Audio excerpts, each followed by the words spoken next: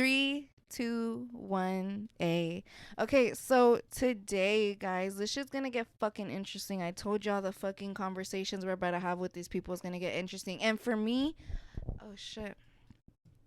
For me, I think what we're gonna talk about today is pretty fucking interesting and kind of fucking insane, because not much people can go through with this shit. Like, not much people can even handle a long distance relationship, and this is coming from a bitch that couldn't handle that shit. So, bringing it back to those subjects of holding somebody down, we got somebody here. I was gonna say Vegas born and everything, but never mind. She's from Cali.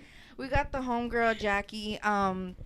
She's what they call, I didn't even know that you were quote unquote a prison wife until your man told me, like, oh, she told me you want to talk about prison wife life and all this, and I was like, oh, okay, that makes more sense. So she is, I guess, a prison wife. Are you guys married? Legally, not yet. But at this point, you're like, at this point, yes. Yeah. So her man, so how does he want us to call him? Like, does he not want us to mention his name? Oh no, he goes by Swiper for sure. Swiper. He wants that out there? Yeah. Okay. He's cool with that? He was cool? Yeah. Okay, because I never asked him. All right, so the homie Swiper, that's her man's, and so he's currently in jail or prison? Big time prison. Prison? Okay. I don't know the difference between the two, but either way, he's locked up. So the homie's up in there. So free the homie, you know. He's somebody that I had went to school with, and like, I never was really like, I wouldn't say cool, but not either like fucking like beef or nothing. It was just like, you know, he was just an acquaintance that you have at school and shit. So I knew of him because, I mean, it was pretty hard not to know about this fool, because most definitely, I agree with you. Yeah, he was known. So I mean, I'm pretty sure I've seen him get down a couple of times in school. I'm not gonna lie, now that I'm like talking about him, I feel like I'm having flashbacks.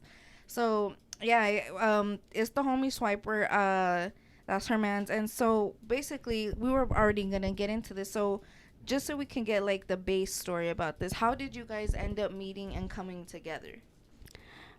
We met back in 2019. Yeah, that was when we officially met. I had knew about him through middle school, high school, but I never really talked to him until 2019. We had a mutual friend. I would always kick it with her. She was like my drinking buddy, party buddy. Like, we would do it all. We was with each other every day. And she would talk to me about him, but I was like, oh, cool. Like, she was cool. She was cool with him. So that was mutual, no? Yeah. So she would tell me that's her best friend. Her best friend did this. Her best friend did that. And I was like, okay, like, cool. I never met him till one night. It was May of 2019. Damn, she remembered the month and everything. She said at 6 o'clock. Yes, literally right around that time too. And I'm just kidding. No, not like, in the night. He was the D&D and shit. Wait, not D&D. Designated driver, the DD. I'm like, bitch, D&D. The fuck. But yeah, it was back in May 2019. She had told me to pull up, but she never told me that somebody was there, and he was there. Oh, like just you three? He had his friend. I guess he had pulled up to her house with his friend or whatever. Uh-huh. So then I pulled up, and back then I had a really bad drinking problem. So I would always be drinking and shit. And so that day I wasn't drinking. I didn't pull up drinking, but then eventually I started drinking and he saw that. The next time we hung out, I was fucked up. Like, yeah. I pulled up with 3 caguamas in the truck and he was like, what the fuck? He's like, this bitch is crazy. Yeah. She looks like she about to beat my ass. Yeah. So I was like, and at the time I was like, who the fuck is this? Like, cause he took my keys. He legit took my fucking keys. He's like, we're gonna go eat. I was like, I don't want to go eat. Like he took it like, I'm about to drive your whip? Yeah. I would have punched. Bitch, who the fuck do you think you I are? was like that.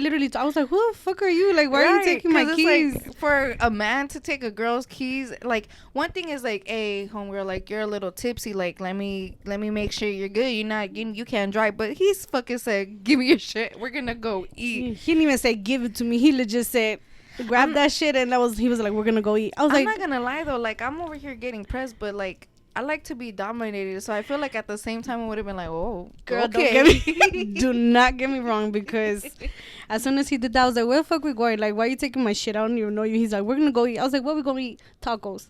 Say less.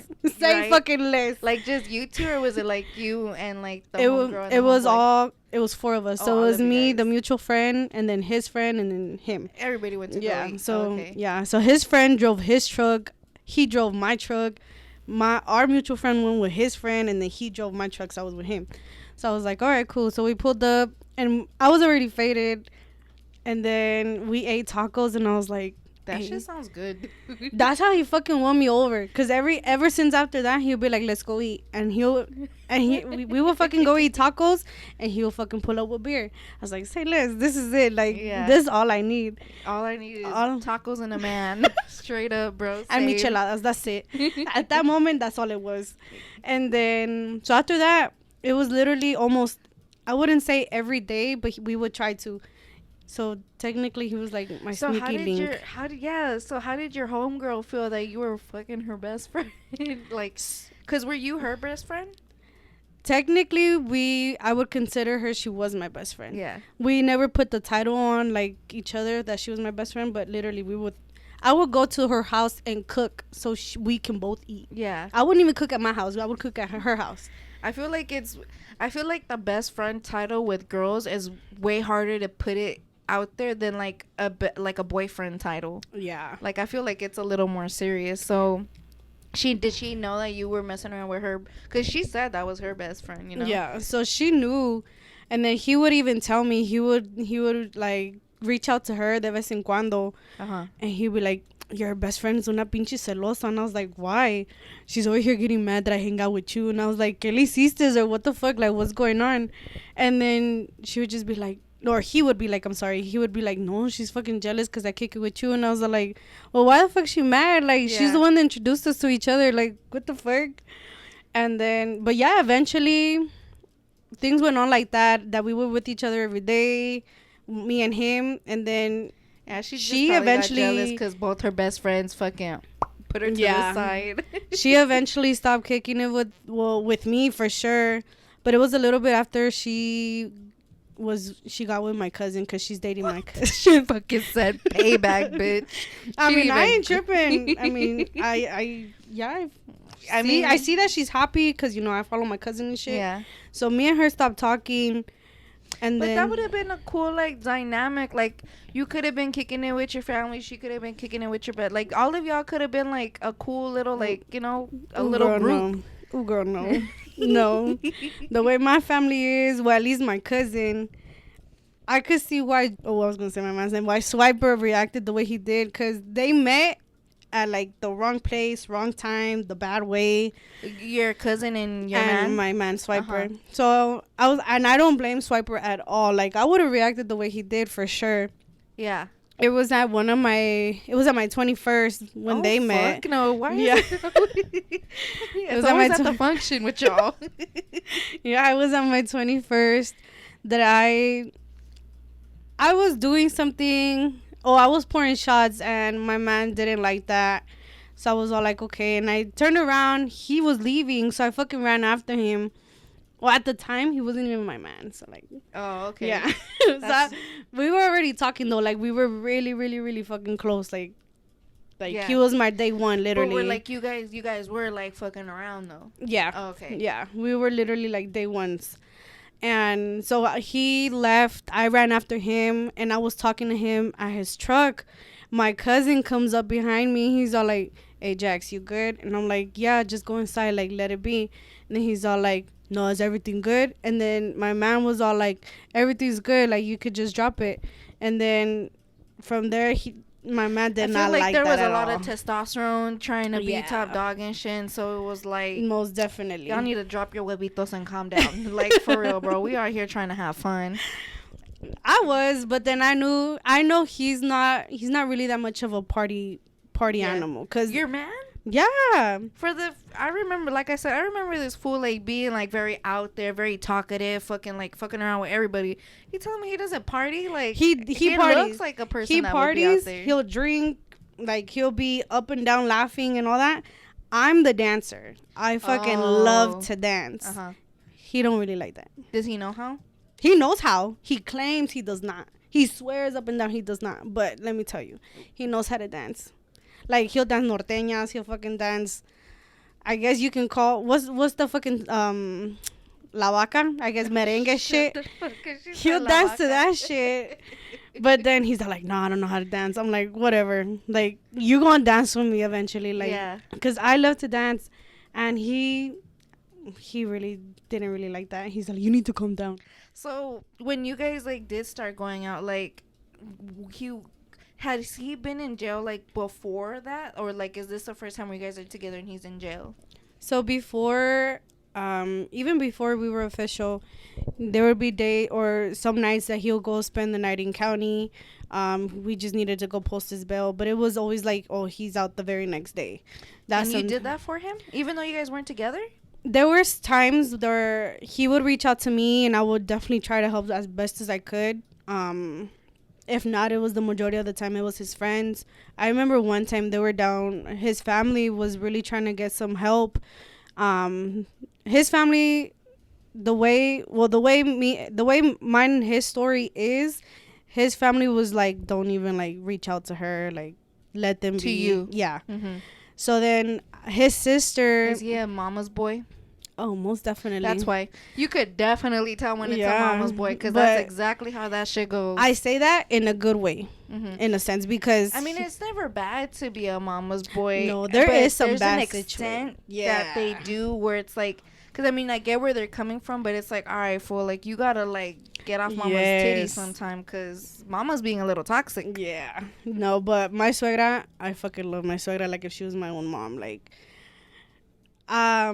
when I first started coming around her, she's like very authentic. Like, she's cooking from the motherland. Like, that's something I grew up with, but I was never really actually taught how to do these things. Same. So she would even do like tortillas hecha a mano de harina and all that, and I'm still learning from her. Like, yeah, she gets down. I love my suegra. She's like from DF? No, they're from Michoacan. Oh shit. Yeah. So she knows how to make some good hell stuff. Yeah.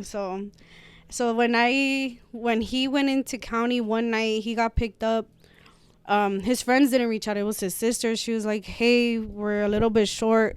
I'm like, well, I only have this much. Like, this is literally the last of what I have until I get paid again. Like, I'll go drop it off to you if you want me to. And she was all like, yeah. And then I was like, fuck. You were like, but low-key, a bitch gotta eat now. No, not even that. I was like, fuck, I gotta meet his family without him there.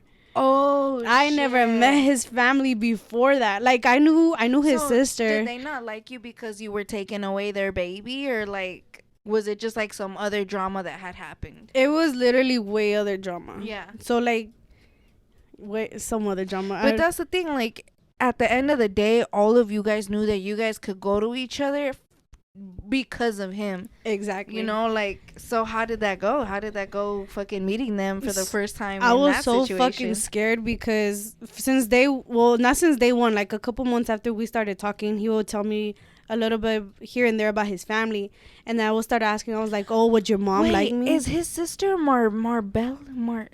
I remember her, bro.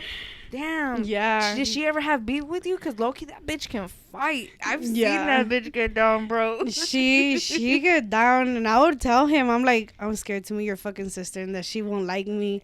Yeah, but I'd be scared of that bitch too. Because I remember, like, that's how I remember him mostly. Because I was more like around her.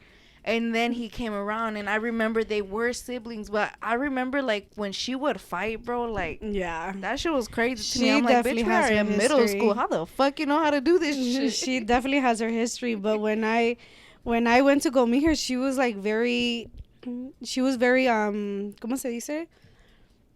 She was very respectful, you know? She wasn't rude. She wasn't, like...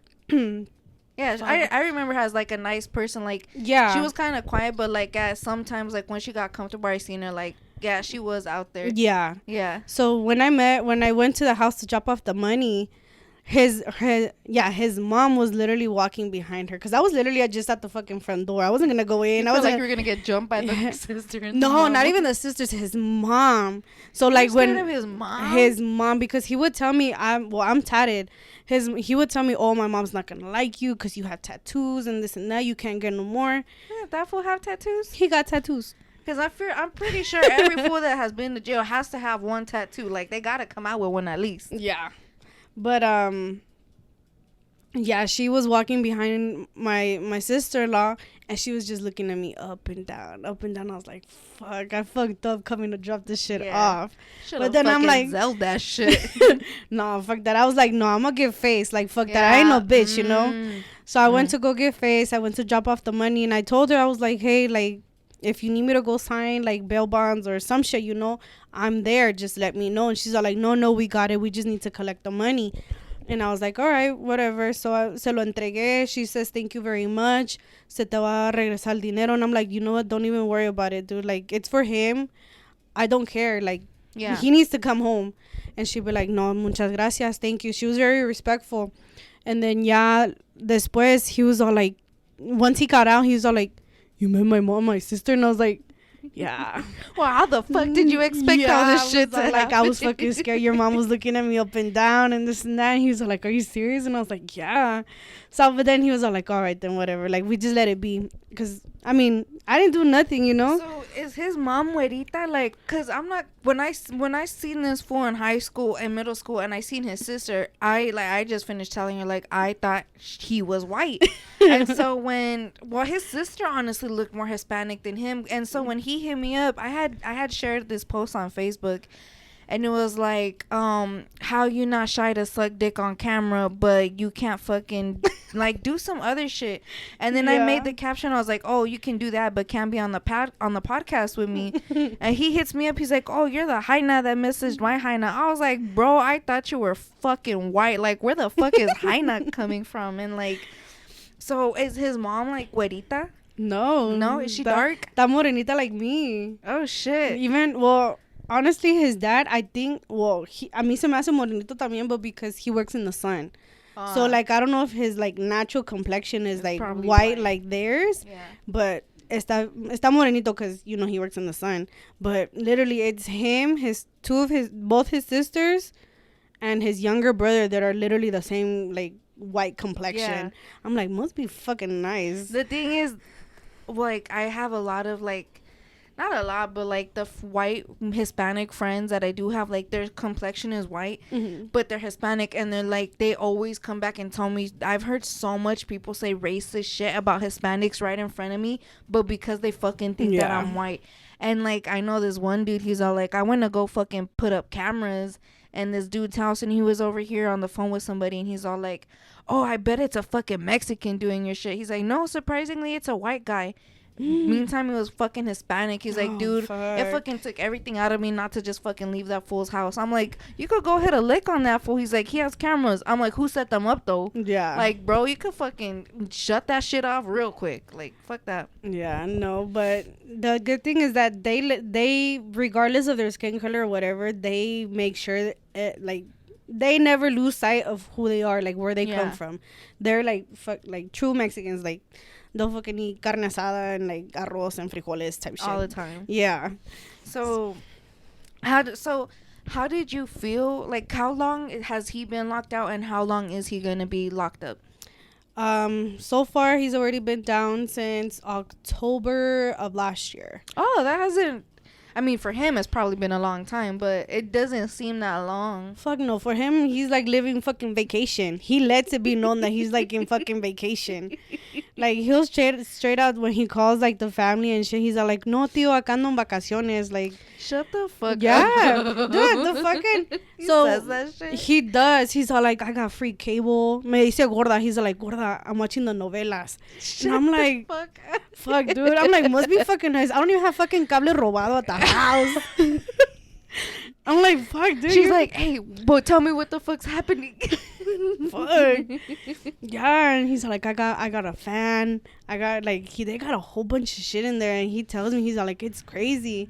And I'm like, I bet. Like, I've only heard so much stories from like my family that's done their time, But he tells me, he gets down sometimes, not necessarily into detail because I know he can majority of the time, but he'll tell me like what's up, how it is, and I'm like, fuck, dude, like I'm this sorry, shit you does need to seem come. nice. You need to come home. No, fuck that. It don't seem nice. He needs to come home. Yeah.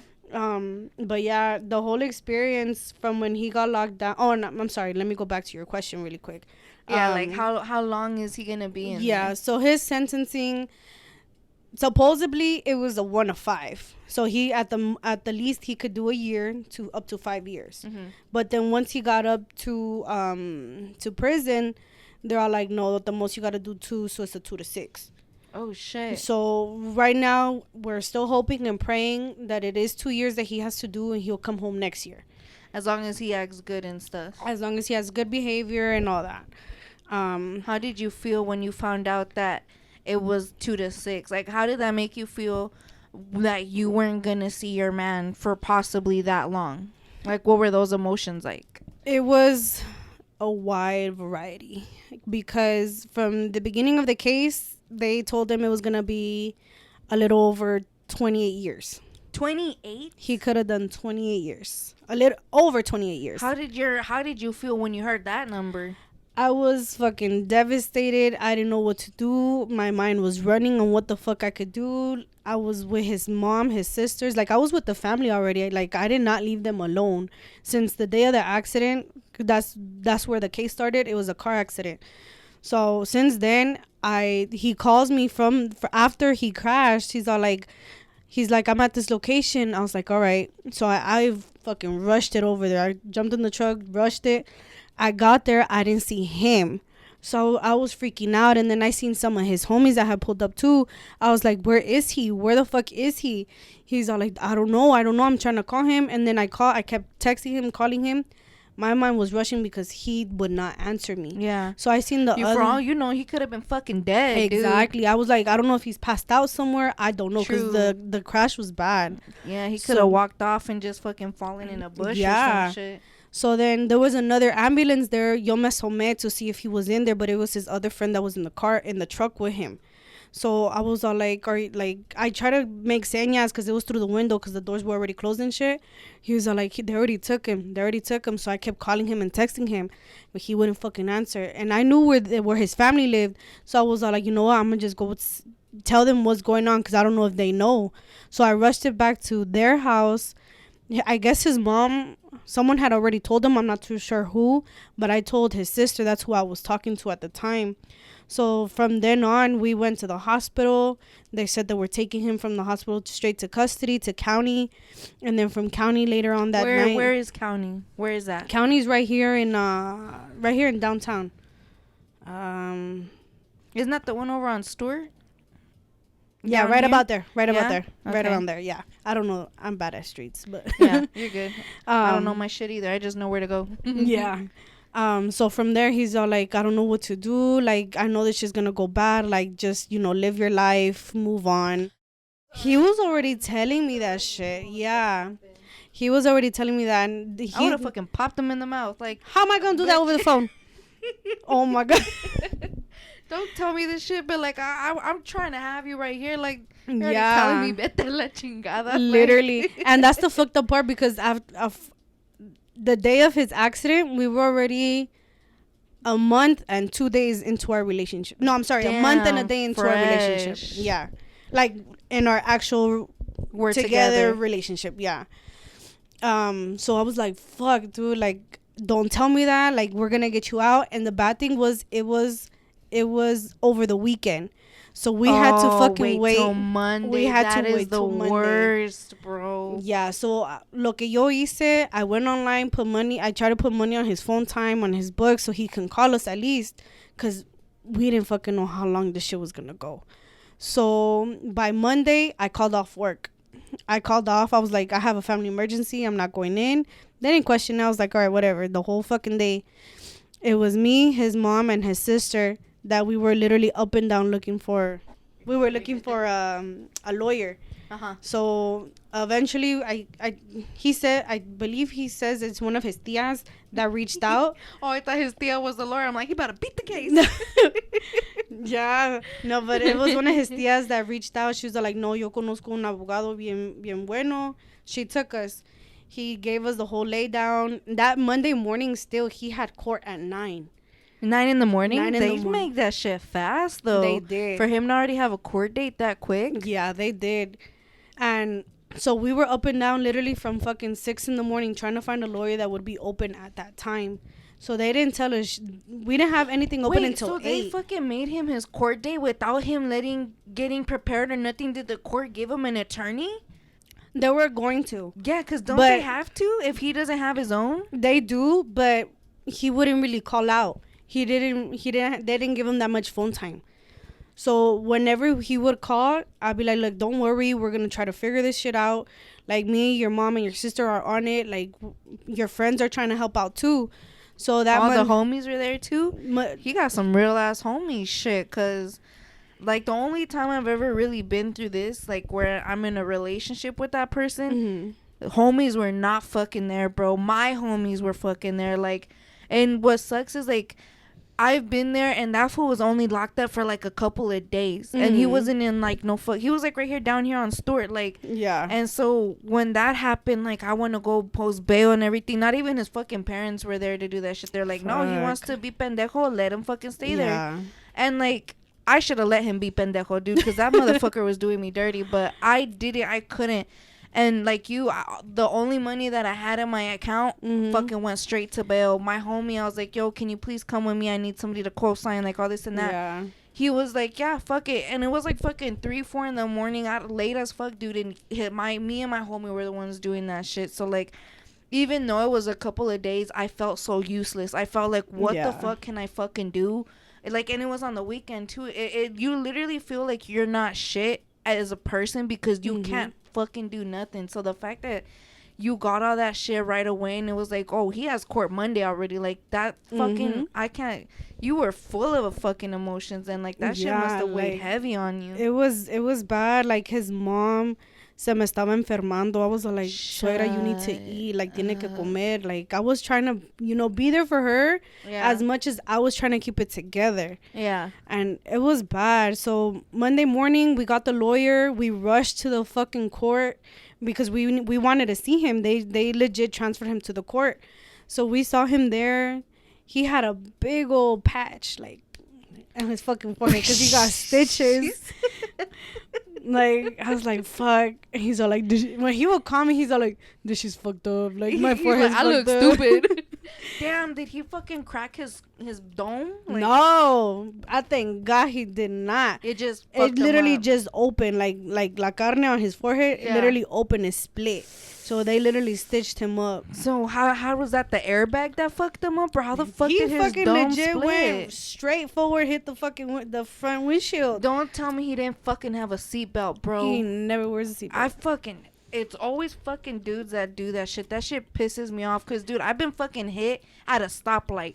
I've been fucking hit being parked. Like, you never know what the fucking happened. As soon as you get in that car, put your fucking seatbelt on. Yeah. And I had the same problem. I bet he's going to do that shit now, though. Fuck no. No. After his accident, he was still never put on his fucking seatbelt. He's all like, seatbelts kill people. What the fuck? Why you make me wear it then? Like, look at your fucking forehead. Look at your fucking forehead. Like, that shit kills people.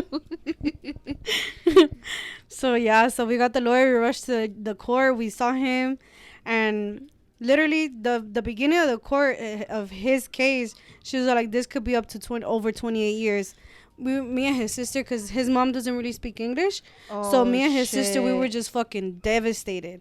And his fucking bail was at $250,000. Who the fuck has that shit up their ass? Like, that's some people's savings, dude. Yeah. Like, so me and his sister, we were freaking out. We were like, what the fuck are we gonna do? Like, where the fuck are we gonna get this money? Like, we need something to happen. Like, we're gonna make shit happen. Yeah. So then the lawyer started talking. He's all like, he has a great family.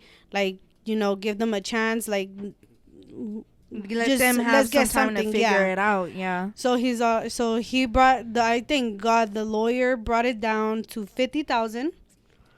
That's still, and they were gonna work something out for the time. That's a lot that he took down, but That's still a lot of fucking money, dude. Yeah. So as soon as we heard that, we're like, fucking some type of bail bonds. Yeah. We started calling. He used to go to his fucking bail bond or this bail bond place. They're all like, no, we won't take him no more. Like, he's all like, no, he's got too many. This is it. I was all like, fuck. All right then. So I started calling other bail bonds. We eventually went to another one right by the court. It's actually on Bonneville. I think that's where I went too. Shout out to the homies. Yeah. Sponsor me. For real. Yeah, they're right there by Bonneville. And so we went. That's where a handful of his homies showed up.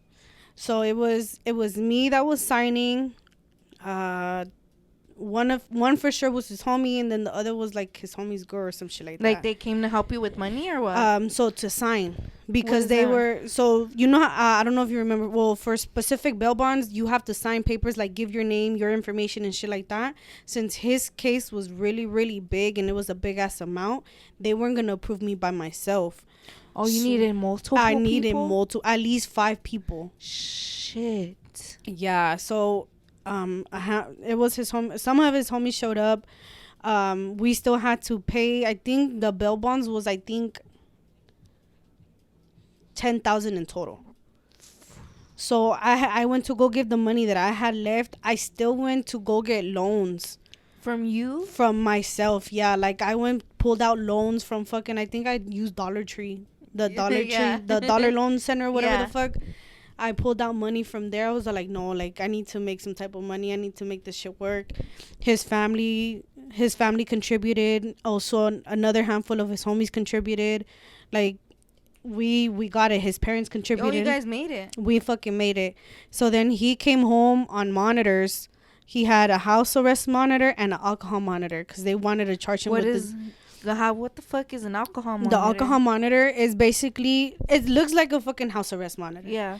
So, but this one, it's a device that will like pick up on your sweat and will detect if you have any type of alcohol in your system. Oh shit. Because he could not drink. So they were trying to charge him with the DUI. But there was blood work at the hospital from when he went to go get the stitches and shit. He had no alcohol in his system. Well, at least not for like a DUI.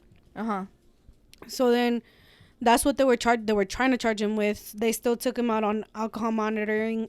He was out a whole year on monitors. A whole fucking year just on monitors. He had curfew. He had to be at home. He couldn't drink. We couldn't go. He was on house arrest. Yeah. Come to his sentencing date. That was a big ass. I was going through even more emotions because this is something I never actually talked about to anybody else, but like other than close to Don't us. tell me, bitch, because now I'm about to cry too. I get emotional quick. Well, this I cry one for everything. This one is hard for me not to cry, but yeah, he gets mad. He doesn't necessarily get mad at me for crying. Like he just wants me. He doesn't want that though. He does not. We were literally we had a miscarriage.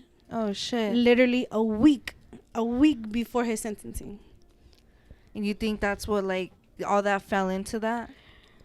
All my emotions, most definitely. Yeah. Because his sentencing, we were able, the judge gave him permission to go out for a weekend to California to be able to see our son, our youngest, because he has a son in California that lives out there that I treat as my own as well. I seen you post 2 little boys. No? Yeah. So there's another one over there in Cali, or is it one of those little boys that you post? So the one that I mainly post with me, he lives here in Vegas. I tend to have him a lot of the times on the weekends. Right now, I try to push for more throughout the week as well, since he's on summer vacation. Yeah. Me and his mom are cool. We keep it cool, we keep it mutual. I tend to have them.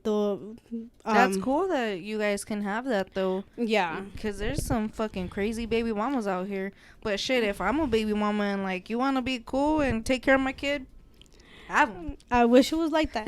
Like I'm not bad talking or anything like that. Like I understand. Like it's like how I even tell him. I understand. Like they will have their mentality going crazy because look at the world now. Yeah. Like there's You can't stepdads, trust people with stepmoms. shit, Yeah. honestly, dude. I'm like, even the own fucking parent will your do own something. family. Your own Yeah. family will do shit, so it's fucking hard. I get that. Like I Yeah. would always get pissed about my mom not letting me go to places because you don't Mhm. know what the dad does or the brother. And like now growing up, I'm like, fuck, bro. Like Yeah.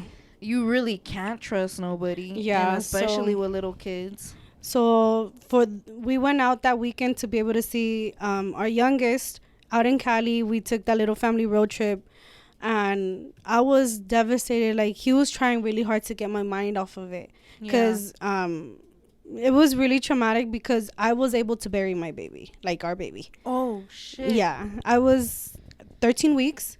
I was able to bury our baby. Like that was like the most that fucked up the. What fucked me up the most was that the nurses at the hospital, they're all like, "Oh no, you can just throw it away." They said it like that. Yeah, Throw it away. just throw it away. Oh, that doesn't work no more. Yeah. That's how they told you. Yeah. What hospital? Fucking North Vista. That's why fucking North Vista and Yeah. Northtown over on Lake Mead, y'all are fucking assholes. Cause I remember when I fucking went in there in the psych ward, dude, they fucking treated me like shit. They fucking yelled at me. They fucking did so much shit to a lot of people, like manhandled them in the fucking psych ward. People that weren't fucking doing shit and like were just simply asking questions. Like they are fucked up there, bro. Like I've had them, like I went in there cause like I was intoxicated and shit, but they had pumped me out. So I was already sober. I was good. I went up to ask them like, what am I doing here? Where's the restroom? Where's a simple ass questions? And with so much fucking attitude and like, get your ass over there and shit like this. I'm like, bitch, like I didn't want to say shit because I'm like, these motherfuckers, I literally have seen them do worse for people that are doing less than me and fucking like knock them out with a shot. Yeah. Like North Vistas, they're fucking assholes there. Yeah, I don't fucking doubt that they told you that shit. Yeah, so, and I was fucking grateful because I was in the restroom. They're all like, we need you to pee in a cup. So, of course, I went to go pee in a cup. At the time that I went to go pee in the fucking cup, I was legit bleeding out, like just fucking gushing out blood. I had blood on the floor, the toilet, my hands, my fucking legs. And then I was already wearing a pad. So when I, like, you know, sat down or tried to sat down, I put my pants down and there was my baby. You seen your baby? I seen my baby. So I called for help because I didn't know what the fuck to do. So you went in there because you were feeling pain. You didn't know what was happening at that time. My stomach was hurting. My back was hurting. Me and my man, we were at home, and I told them, I was like, I had noticed spotting, but it was because they're all like, oh, it's the early stages. You know, you're gonna spot. I just uploaded a episode this Wednesday. Yeah. You heard that? The homegirl Savannah said the exact same shit, but she didn't see it how you did it. And my aunt, how you're saying it, to where she started bleeding, pulled down her pants, and she saw her baby. That's exactly how it fucking happened to her. And when she was telling me, like, I could see that shit, like how she was saying it. I could see what she was seeing, and then like she showed me the pants, and on her pants you could see the little print and everything. She's like, I'm gonna keep this forever. Like, you can see my baby on my pants, and I'm like, that's fucking crazy. That it all right, the homie's calling us right now. We're gonna cut it short. We're gonna have him on the mic. The homie Swiper is gonna go ahead and add us onto his fucking call. We have some questions for him, so let's see how the fuck it's gonna fucking go. Is he there? Yeah, baby. Yeah. Hi, Bobby. You got any questions, Ale? All right. Hello. Yeah. Hi. So, do you remember me from middle school? Yeah, no. You do? No, I don't think so. All right, yeah, because I kind of would tell you to fuck off, honestly. Yeah, like that. Yeah, because you were like bien travieso and hella loud, and I didn't really fuck with people like that. No, couldn't be me. What? Yeah, no, this was you. So I was just asking her this question. I was asking her, how did you feel when you found out you were going to be away from her for this long? Like, she told me you were going to be almost 28 years, and now she's telling me you might be 2 to 6. So how did you feel when you were going to be away from your girl for that long? Like, what were your emotions throughout that? I mean, at first, like, it really fucked me, you know? Just for the simple fact that, I don't know, she told you, me and her, we had just lost our baby, right? We were just talking about this just right now. Yeah, so me and her lost our baby, and we didn't really get a chance to grieve like that together. So, motherfucker, when I came up here, I was in the fishing. Well, it's like a before you get to a sent to an actual unit, it's fishing. You sit there for like 40 some days, right? Uh-huh. And me and her, when I came up here, I didn't talk to her for like a whole week, I think. And And that like, was after the miscarriage? You guys couldn't talk? nah, That's fucked up. That is. yeah. And did you guys tell the police and stuff like, "Hey, I need to talk to her. Like, this is what we're going through." Yeah, I'm gonna tell you one thing up here. These police, they don't give a fuck about nobody in here, you know? Yeah, no, of Straight up. course. Yeah, and that shit was just all bad. It was in the back of my head, like, whole time I'm gonna sit away from even for my kids, let alone, Yeah. So Yeah, how did but you feel like when you felt like, you know what, like my family, they can all be together, but the one person that brought them all together, like how did you feel being there rock and being like away? Did that affect you more like on your end, or were you worried about how they were feeling more? I mean, I wasn't really tripping about what my people was thinking about me, because at the end, I was really on my own boat. But after, like, she started getting my people to hang out, like, to get more together and shit like that, that shit was cool to me, because Yeah. I didn't have that shit personally when I was out there. Yeah, well, now she's giving you something to hurry up and come to. So, Yeah, that's for sure. so, um, so one question that I haven't asked her yet, I could hold it for you. My bad. So seeing as how like you guys, most of the dudes out there fucking have like not comic books, fucking like Playboys and shit like that. Like, I don't know if you guys are down to talk about this, but like, how do you stay loyal to her? Like, how not like well, obviously, if you're not gay, you're loyal, but like, how do you stay like not satisfied in a way, but do like, did she let you like watch porn? Did she let you like play books, or does she send you her own little like things? Like, how do you guys work that out to where like you guys don't miss each other that way? Well, I mean, at first, well, not even at first, but just in general, me and her, we would always we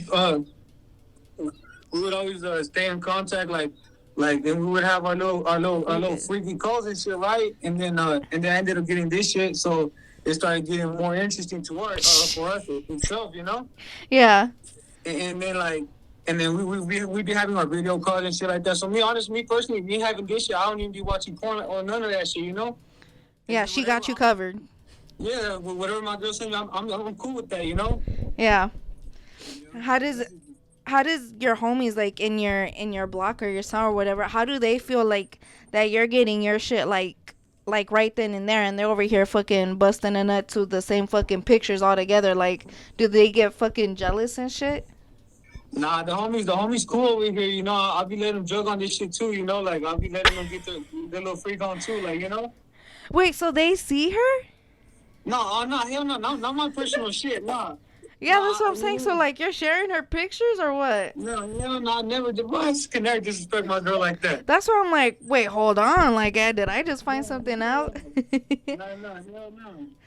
All right, so like, so you guys got that covered. So so like when you guys fight and like, let's say like you guys are having an argument, like it's just easy for her to hang up on your ass and fucking leave you there pissed. So like, what do you do when like you guys fight? Like, do you vent to the homies in there, or like are you spamming her fucking phone? Like, how did the argument come out between you guys? Because I mean, like, I the reason I noticed you guys is because you guys like, I noticed that she's all about you. She's always posting about you. Like, she's really holding you down while you're in there. So like, when you guys do have those rough times like anybody else fucking does, like, how does that work out for you? Like, how do you work out those arguments with yourself when she clicks on your ass, if she does?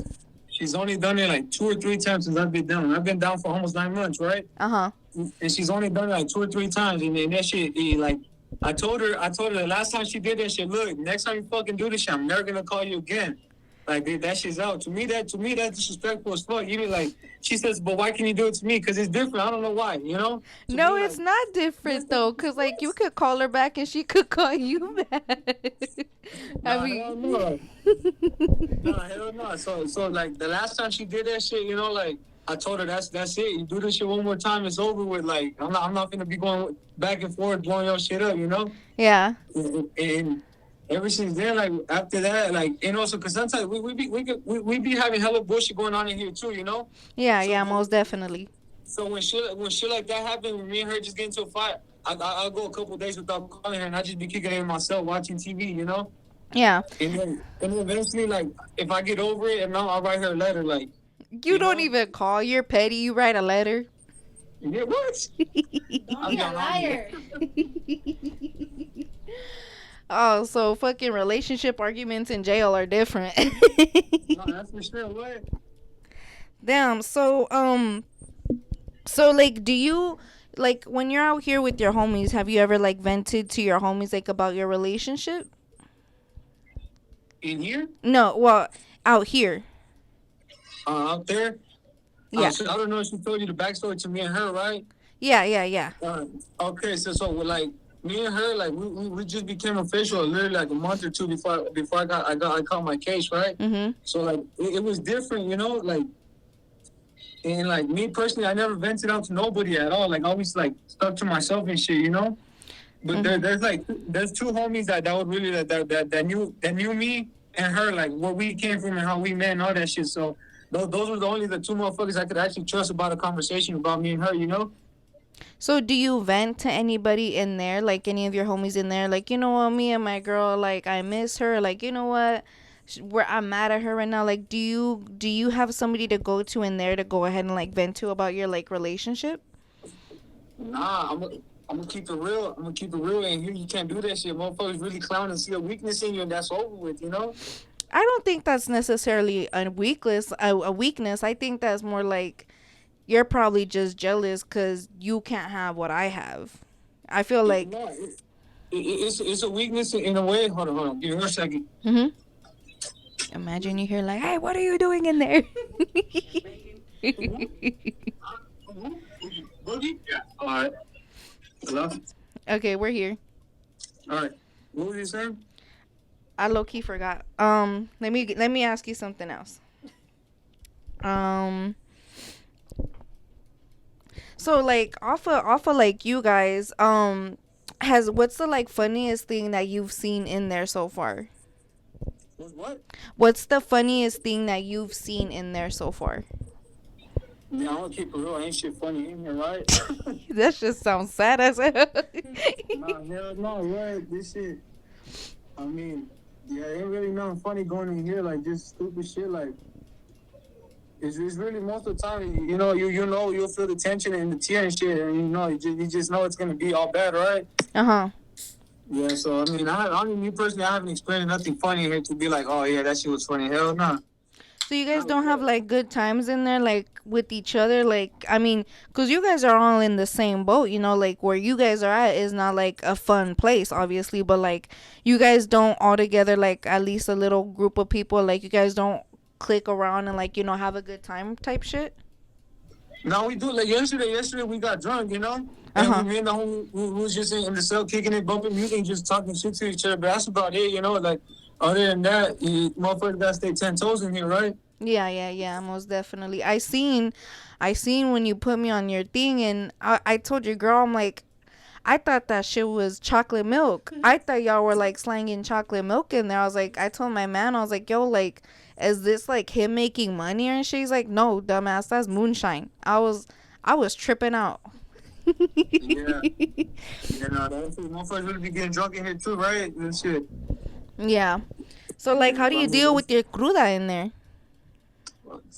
I mean, it's either you're gonna drink some more, or you're gonna make yourself fucking a loaded ass sopa with some hot sauce and all that shit, so it can be all good, you know.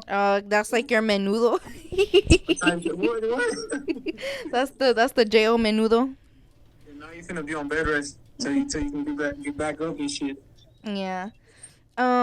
So another thing, so like I wanted to ask you if you could give it advice to others who like want to know if their girl or their partner, whatever the hell, like whoever they're with, like how are you able to know that you have somebody that's gonna stick by your side and like really be for you and not be fucking around like when you're out there, like because I mean, like I said, I've known of you but never really like knew you, and like I've seen that you have been in there before, and I mean whether or not you had a girlfriend at the time, I don't know, but like how do you know that the person that you're with, like, what advice can you give somebody to let them know, like, hey, if you see these flags, they're not gonna be for you, or they're fucking around behind your back? So how do you know when that person is for you?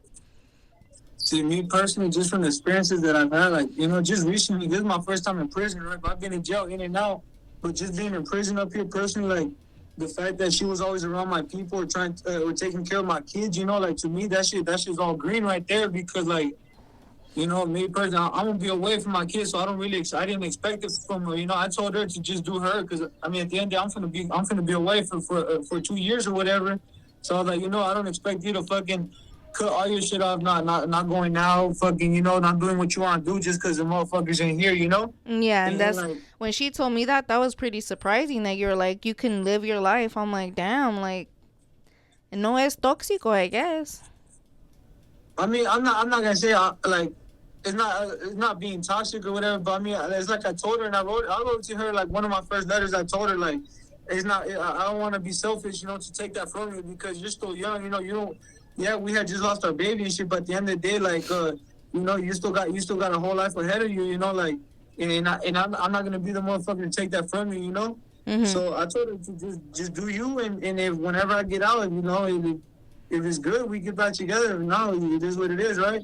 Yeah. But other than that, like she was always with my people and shit, and then like she always make sure I was taking care of money on my books and all that shit until I started making my money in here. Okay. So, before her, like, did you have relationships, like I said, before her, while you were in there? Nah, No. Have nah. you Well, I mean, like have you seen maybe one of your homies in there that, like, he, let's say he has a girl and he found out that his girl was doing him dirty type shit?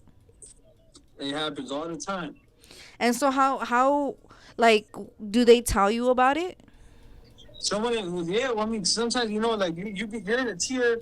There's only 6 phones on the wall, right? Mhm. And like you're not in a motherfucking conversation, but you can clearly hear the Yeah, conversation. yeah. What they're talking about, and you'll see when the motherfucker spazzes on the phone, they be like, "Damn, what the fuck?" Like, "All right, bitch, fuck you," or "Fuck that shit, bitch, I ain't gonna call you back," shit like that. So you'll know when the motherfucker's going through it. But that's what we go back to when I tell you, like, it's like a weakness you show these motherfuckers, because you can be good, but you never know what the other motherfucker wakes up thinking on their mind. Like you don't know what they thinking and shit. Like whole time you in prison. Yeah, there's So definitely like a lot of bad energy, and a lot of mixed emotions being in there from not just you but the people around you. yeah, that's for sure, exactly, yo. So I'm gonna say, like sometimes you know when the motherfucker just going through it, like you just see it, Yeah, I like mean that, like, anywhere else. yeah, and like sometimes the homies do they come through and shit because I don't really be on bullshit like that. Mhm. I try not to show whatever if a motherfucker going through it or whatever. I just kick back at myself because if a motherfucker see that, then be like, oh yeah, that nigga not even like he's not paying attention. He's really not 10 toes right now. If they trying to do something, they're gonna catch a motherfucker slipping and shit. It's gonna be all bad, right? Damn, so everybody in there sounds pretty freaking grimy. I mean, you're in prison. It's crazy. Yeah, but I mean, you were to think that, like, like, you guys are all in the same situation. You guys all don't have, like, everything that you want, obviously. Like, you guys can't go kick it or do certain shit. So you were to think that, like, the bad times would go ahead and make people more understanding of each other. Be like, you know what, fool, like, I haven't seen you eat in a minute. You want a cookie, like, you want a piece of this, like, yeah, you want a ramen. Like, that's pretty fucked up that, like, you guys are all in the same place, and it feels like you guys could, lift each other up in a way, and that's, it seems like a lot of machismo feelings that you guys got up in there, because it's like I said, like, you guys can easily be like, yo, like, what's wrong with you, fool, and like make those conversations past time. But instead, you guys are waiting for that one time for somebody to slip with their emotions, because everybody fucking has emotions, like, I mean, like you said, you didn't have time to grieve with your lady about your baby, and like, that's something really big that you really do have to be there with somebody, and it's like you guys, and I bet you're not the only one who's been through some shit like this and is in there. So it's like that's kind of fucked up how, like, all of this machismo energy is going on in there, and like it could really be pushed to the side to help all you guys out. But I mean, but like, see, and you guys don't see it from the perspective where there's people in here that are not gonna go home, so they don't care about what happens no more. You know what I'm saying? True, true, true. Like, This is true. so I'm here from 2 to 6, but my 2 to 6 could turn into a fucking 10 to 15 real quick. You know what I'm saying? Mm-hmm. Oh, give me 1 second. Yeah, we're here. All right. All right, so what did you mean like when you said that you had a lot of people that would like try to break you guys up? Like, well, how, what, that doesn't make sense. Like, how, why would you want to break somebody up that's already struggling so much that like let's say if they wanted to fuck with you, like how are you gonna fuck with this fool? He's not even here. So how were people trying to break you guys up? Because that seems like something pretty stupid and pretty fucked up to do when obviously you can see that these people are already struggling with what's going on. Well, I mean, like in the way, I mean, I told her from the jump, like if you stick around, I'm not gonna do you dirty, you know. Mm-hmm. And it's just bitches be weird, you know, and it goes both ways. But I mean, at the end of the day, ain't nobody really trying to fuck with her because they know me, they know who I am and what I'm about out there, you know. Mm-hmm. But this thing here, bitches be grimy, like and they'll really try to backstab, you know, a motherfucker and shit. Like, and to me personally, like, bitches that have reached out to me recently, I'll be like, nah, I'm cool off all that shit. Just for the simple fact, it's either they trying to prove a point, like, oh, you got your nigga like that, but he don't got you like that. You know what I'm saying? Mm-hmm. Yeah, so I'll be like, I'm cool off all that shit, you know. And I tell her anything that happens, I tell her straight up, like, look, this is what happened, you know, because I don't want no misunderstandings and no bullshit later. That seems like some really petty females, and like I believe it because I mean it kind of seems like it can't be true, but it is because it's like there are really some girls that they really don't have nothing better to do than like fuck with other people's lives, and I've seen it from both perspectives, and like is really girls that let's say like maybe before her they were your homegirls or they maybe had a thing for you or some shit, and now that they're like, oh, you know what, like he's not here to fend for himself, let me get into her fucking head and make her feel like, you know, like shit. Yeah. Damn. So how have you been dealing with like your side of the grief in there? Like how do you grieve about it? Was it a girl or a boy? Did you guys know? No, we didn't get to find out the gender yet, right? Do you feel like you knew what it was in yourself? I thought it was gonna be a girl, to be honest. And when like were you able to see like when it happened? Because she said that she seen her baby. Were you able to see it with her? No, because I was on house arrest, right? So I was that day. She was at the house. She went to the hospital with her dad because my house arrest officer had he had told me, he goes, if you leave the house after your curfew, you're gonna get rebooked, right? Mm-hmm. So I couldn't even take the chances of, you know. And you couldn't just call him up and be like, yo, like this is an emergency, like I have to go with my lady. They wasn't playing with none of that. That's some fucked up shit. That the system is really fucked up to where it's like, you know, I understand people fuck up, like, you know, everybody ends up in there for some reason, not to be rude or anything, you know, like, but like at the end of the day, these are still people. The people around them are still people. People around you still love you, and you know they need you. So it's like that's fucked up that the system really did not allow you to go ahead and just like go with her to the hospital and go with her to experience this, because this is like, it's not just her, this is you as well. So like how did you grieve about your, like, let's say it was a girl, did you feel like it was gonna be a girl when you had it, or what were you feeling? I did think it was a girl only because my family has a whole bunch of girls. So the symptoms that I was showing, my families are like, no, it's a girl, it's a girl, it's a girl. So I had a strong feeling it was going to be a girl. So seeing, let's say it was your guys' baby girl, so how did you swipe her like on your end? How did you cope with that grief? Like what were you doing to go ahead and like, you know, grief alone? Like I get you guys can talk and grieve together, but like I mean at the end of the day, like you guys are not physically together, so at one point when, you know, like when you're alone and shit, that's when your emotions really do hit, you know. So like when you were at those alone times and where you're locked up and shit, like how did you do that? How did you handle your emotions for that baby girl? Man, it was just hard, right? You know, like most of the times, a motherfucker was just crying in his sleep, just fucking trying to not Y'all think go about make it. me cry. No, yeah, it's facts, you know. And I told my girl at the time too, like, You know, because at one point she asked me, she goes, "Oh, she goes, you really never showed no emotion." I told her like, because it was really, I was only out there like a week or 2 weeks with her before like I came to prison and shit, and I told her, look, it's not that I didn't care or that I didn't have no emotions. It's just at the end of the day, it wouldn't have been right for me to break down, and I was supposed to be your shoulder to cry on, you know. So I had Yeah. to like be the stronger one just so you can like vent to me and shit like that for the So little time that you we can had, break you know. down, cuz like I mean, Yeah. in a relationship, like it's hard when both people are broken at that moment, because then it's like what's gonna pick each other up. So like one of, and it sucks because it mostly always does obviously have to fall on the man, sadly. And like I understand it, and that's like just a fucked up stereotype that we have, like, or just like you said, that's what you wanted to do. And like I feel like that's what men are like trained to do, I guess, in a way, and have that tapped into their heads. So it's like you really do have to hold back your emotions. But it's like you said, like it doesn't necessarily mean that you weren't sad or you weren't, broken as well. You were just like, you know what, like I bet in your perspective you're like, yo, this is her body, this is something that fucking grew in her. So I bet you felt like, you know what, like I have to be, like you said, I have to be her shoulder, and I can't break down, because the second she sees me break down, it's gonna turn out way worse, and it's gonna go downhill from there, so like, I mean, that's props to you that you held your shit in, because I mean that's something that like I wouldn't be able to hold in, so that's crazy that like you at one point you did have to like, do you say that like your emotions, like of the baby girl, like would you say that hit you more when you were in there, like is that when it finally hit you? Yeah, no, that's for sure. You know, that's when I was like able to just sit down and like actually think about it and like have some time to myself about it. You know, Mhm.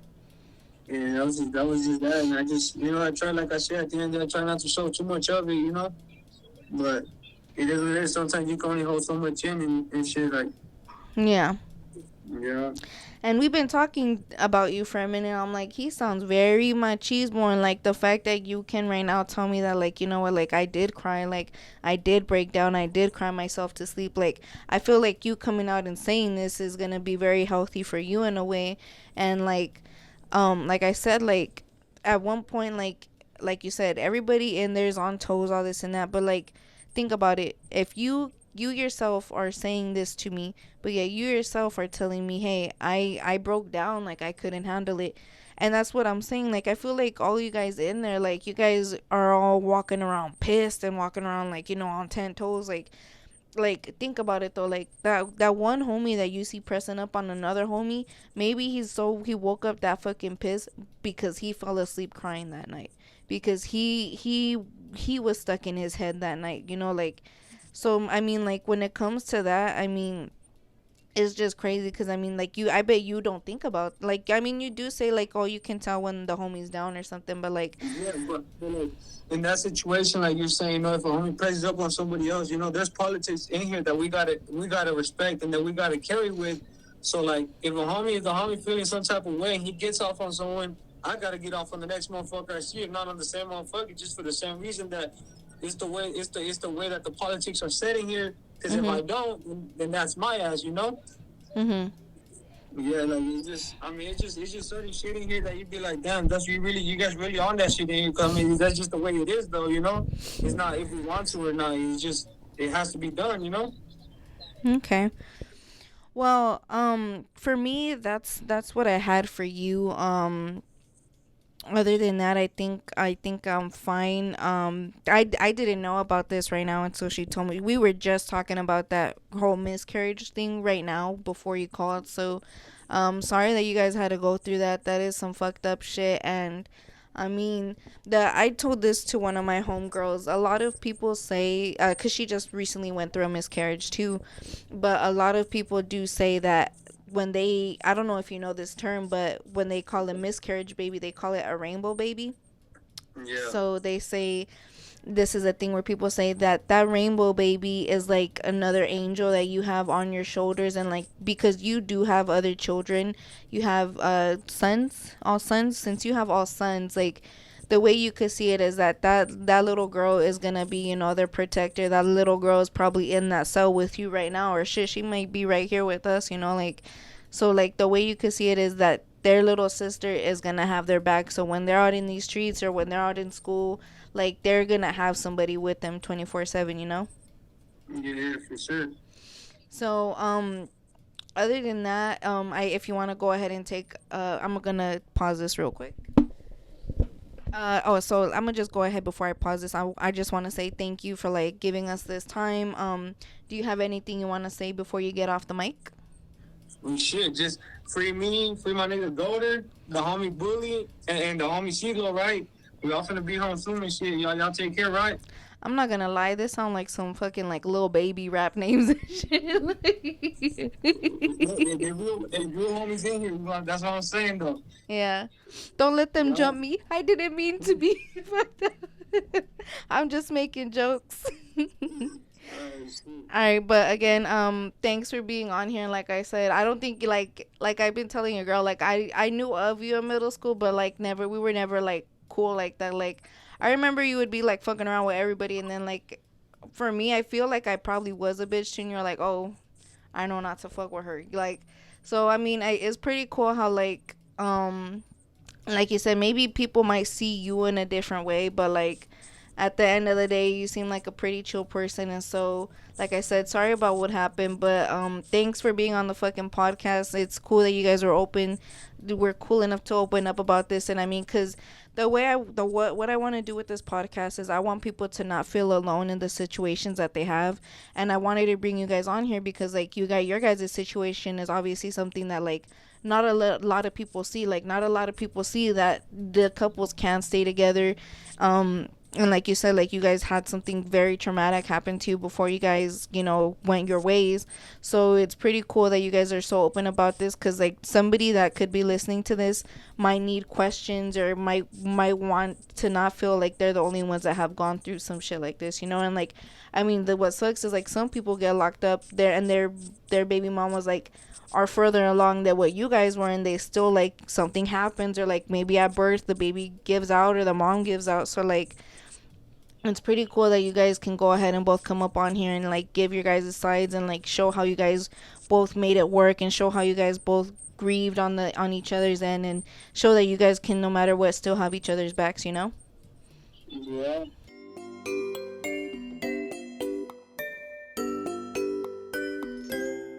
All right, so before we get the homie swiper off the fucking line, let's go ahead and jump straight into our dream segment. So on this dream segment, our dreams are unfiltered.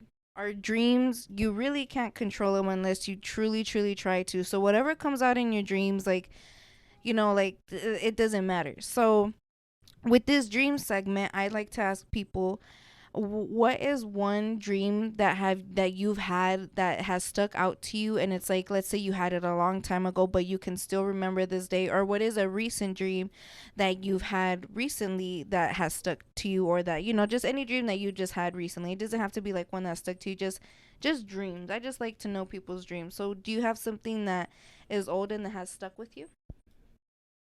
Nah. Honestly, nah.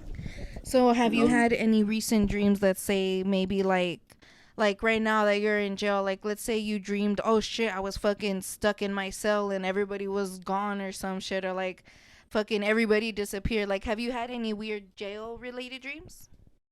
You get those shit, I get them all the time. So go ahead, let me know, like what do they consist of? Like, can you tell me of one that you can remember? Let's see. I think it was just fucking. It was like 3 days ago. Woke up late for chow. Me and my celly, right? And I don't know. I just woke up tripping, thinking that I didn't make it to chow, And here, like, Is if chow you don't go, Yeah. yeah, they call it chow, Uh-huh. And here, like, if you stay back and you don't make it to chow, like, without a good excuse, just know when the homies come back, you're gonna get your ass whooped. Because it's like, it's mandatory for us to go to chow, right? And I woke up tripping, asking myself, what time is it? What time is it? He goes, it's barely 5 in the morning. I said, oh shit. And I was over here like tripping, panicking, thinking the motherfucker was gonna get his ass whooped when the homies got back, right? You were just hungry. Like, what you mean? You had the late night munchies. Nah, I'm gonna tell you one thing, and everybody here, everybody knows, you and my girl knows, I don't eat none of the state food. at all. So like everything that you eat is like what you buy, like your munchies. Yeah. And I don't Okay. even eat like that either, though. That's crazy why everybody thinks I eat like that. Es porque está llenito. Estaba llenito.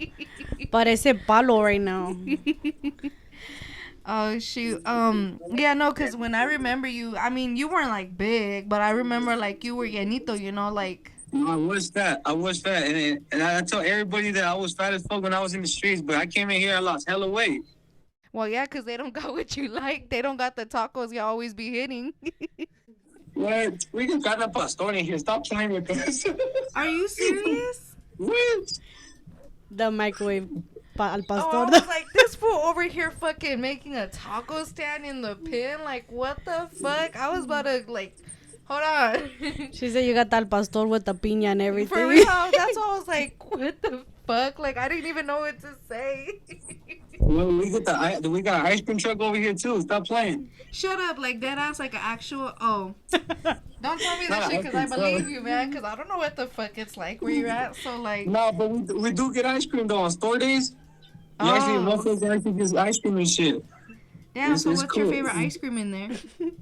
I be fucking up the cones, man. The vanilla cones, what? Uh-huh, with the chocolate on the bottom? Yeah. So isn't that the best part? I mean, yeah, store day is the best part for everybody. For real. For real, that's the best Damn, part. not even visitation. That's fucked up. Oh my god. We're talking about the ice cream. So how is that with you guys on visitation? Like, do you guys have it often? Every week. Shut up. We have it. Well, it was every Monday when he was on level 3, but now he got moved back to level 2, so now it's every Sunday.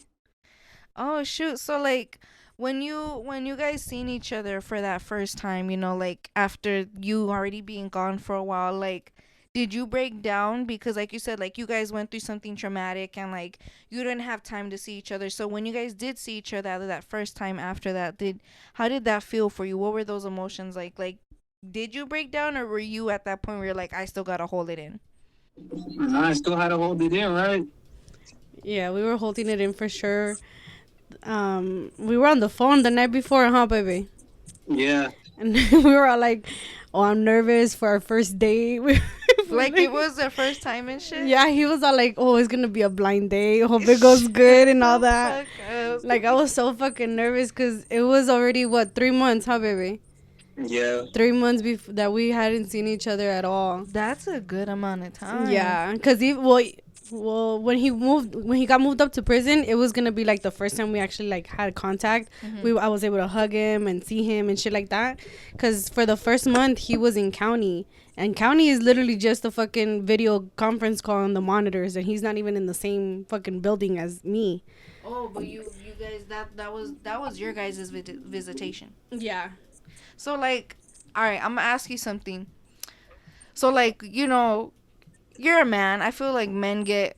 I mean, it depends on the girl. I feel like men get a little more horny or whatever than a girl. So like, when you saw your girl, bitch, I know you fucking got ready like for him. Like I know you went hoochie mama. Like, did she get ready for you?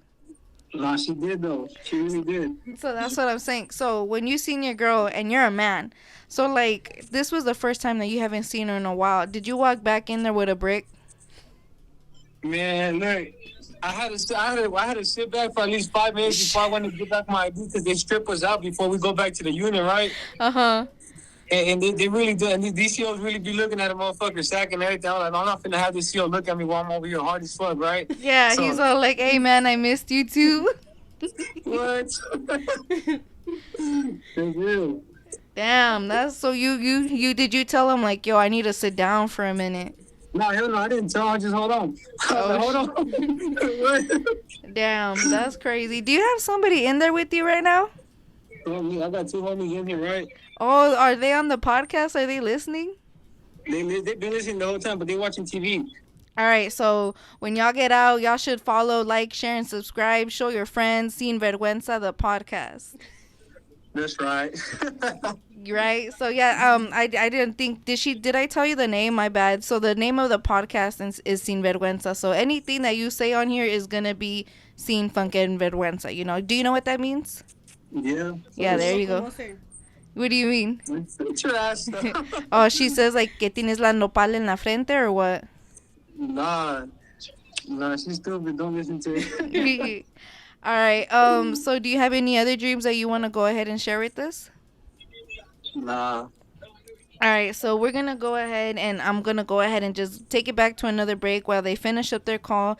And so again, thanks free the homies. What were their names? It was Swiper, you, Me, Swiper, the homie Goater, the homie Bully, the homie Siglo. y'all sound like a whole petting zoo, bro. Like I am so.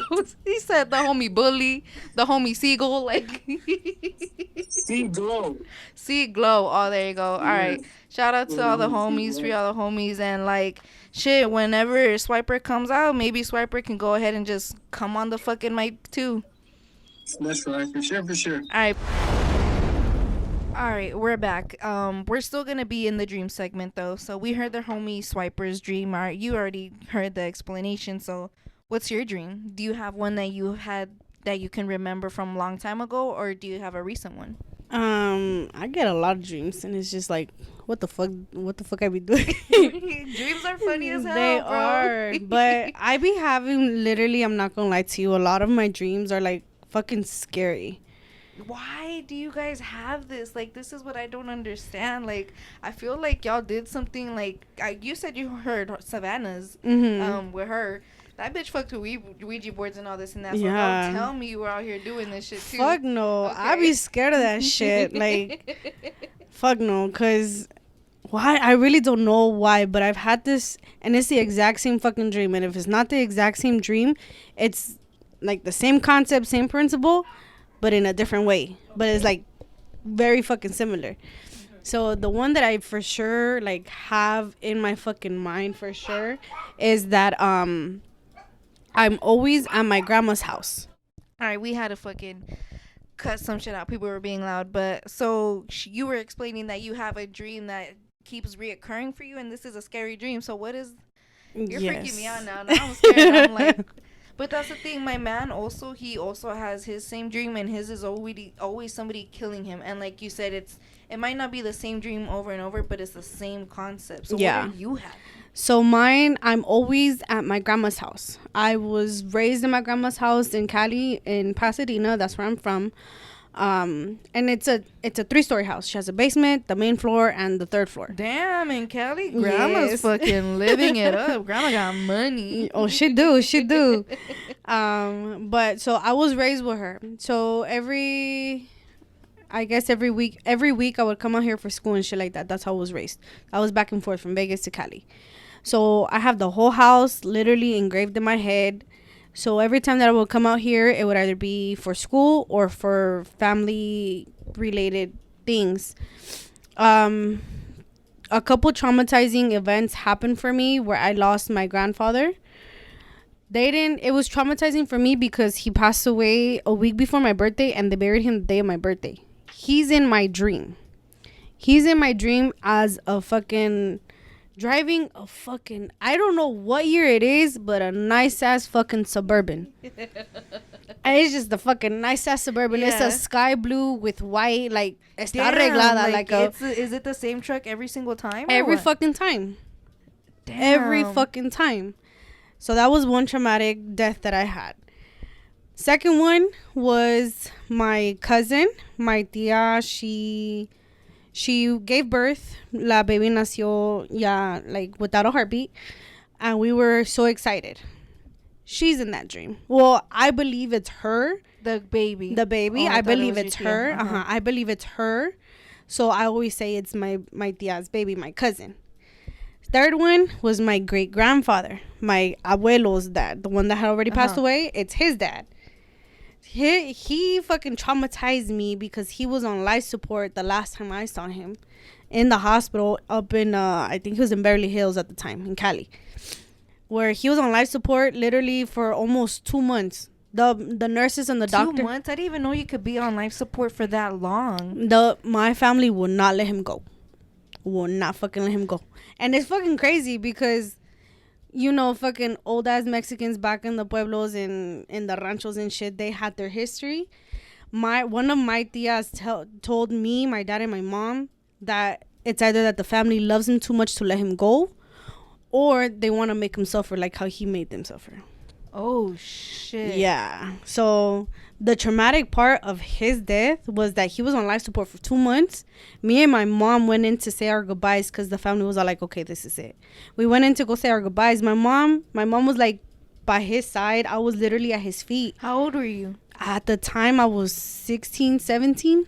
Damn, I'm over here like if you were a little kid, that's fucked up. But it's even more fucked up that you were that old because now you can clearly process what's going on. Because if you're a little kid, you're like, what's wrong with him? Like, you're not really understanding the full emotion. But you were old enough to know and feel how to react and shit like that. Yeah. So that one, I was literally at his feet. Y what I had with him, I was able to talk to him about like, yo siempre le decía abuelo, vámonos para atrás al pueblo, where he's from Jalisco. So siempre le decía, vámonos para atrás a Jalisco, nos agarramos el vuelo, nos vamos a su portón para agarrar sus fresas. His strawberries in his field were so fucking that good. That shit sounds nice. That shit sounds juicy. So I'll be like, abuelo, vámonos para atrás al pueblo, like, vámonos con los tololos, because they had a big ass celebration for San Sebastián. It's a saint out there. So siempre le decía así, and then within 5 minutes that I stopped talking, me and my mom just fucking seen him go, like legit started crunching his fucking muscles and lifting himself up. Shut up. Like his body was tensing up? Yeah, like if he was like gonna move, like you know how when you're laying down for a while and your like back starts like tightening up and shit? Like if he was fixing himself. My abuelo was like literally out the fucking door that the nurses had to tape his fucking eyes shut. What do you mean? So when a person's dead, that's how they explain it to us. Like you legit gotta do everything for them. Like his eyes, like como he wasn't able to open them, close them, or blink. His eyes, they were like, I don't know, they had like some type of goo coming out of that shit. Like he was like already like, ¿cómo se dice? Like, decaying. Like that. But they actually taped his eyes. They fucking taped his eyes down, his eyelids down. Were you watching that? No. Oh, I thought when we walked in, his fucking eyes were taped down. You're like, I was fucking with my grandpa. Literally, I was like, okay, this gotta be like a normal, thing for them. So I was like, whatever, I'm not gonna ask questions. But literally, he fucking tensed up, was fucking moving to the other side to fucking fix his back. Me and my mom went so fucking pale, ran out of that fucking room. We started yelling. The nurses came up to us. They're like, what's wrong? Are you okay? And I'm like, no, the fucking zombies are coming. Like, my grandpa's coming back to life.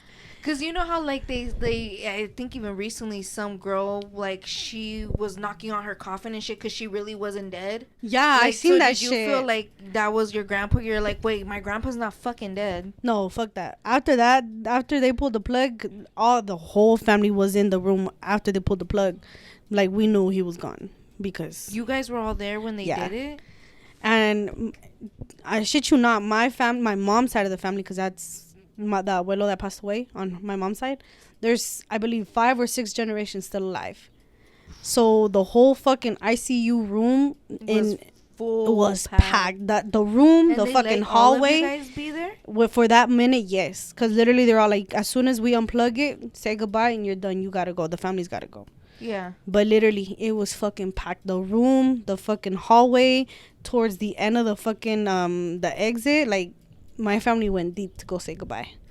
That sounds like a lot of people. Yeah, and I don't like... And that's crazy that you guys had all that people there. Because, like, for me, everybody's out Mexico, like, mostly in Mexico. So it's like they'll probably have that. But for us here, like, it'll be the room full. Yeah. So for me to hear that it was the whole fucking hospital. And, like, I've heard a lot of people tell me different stories where...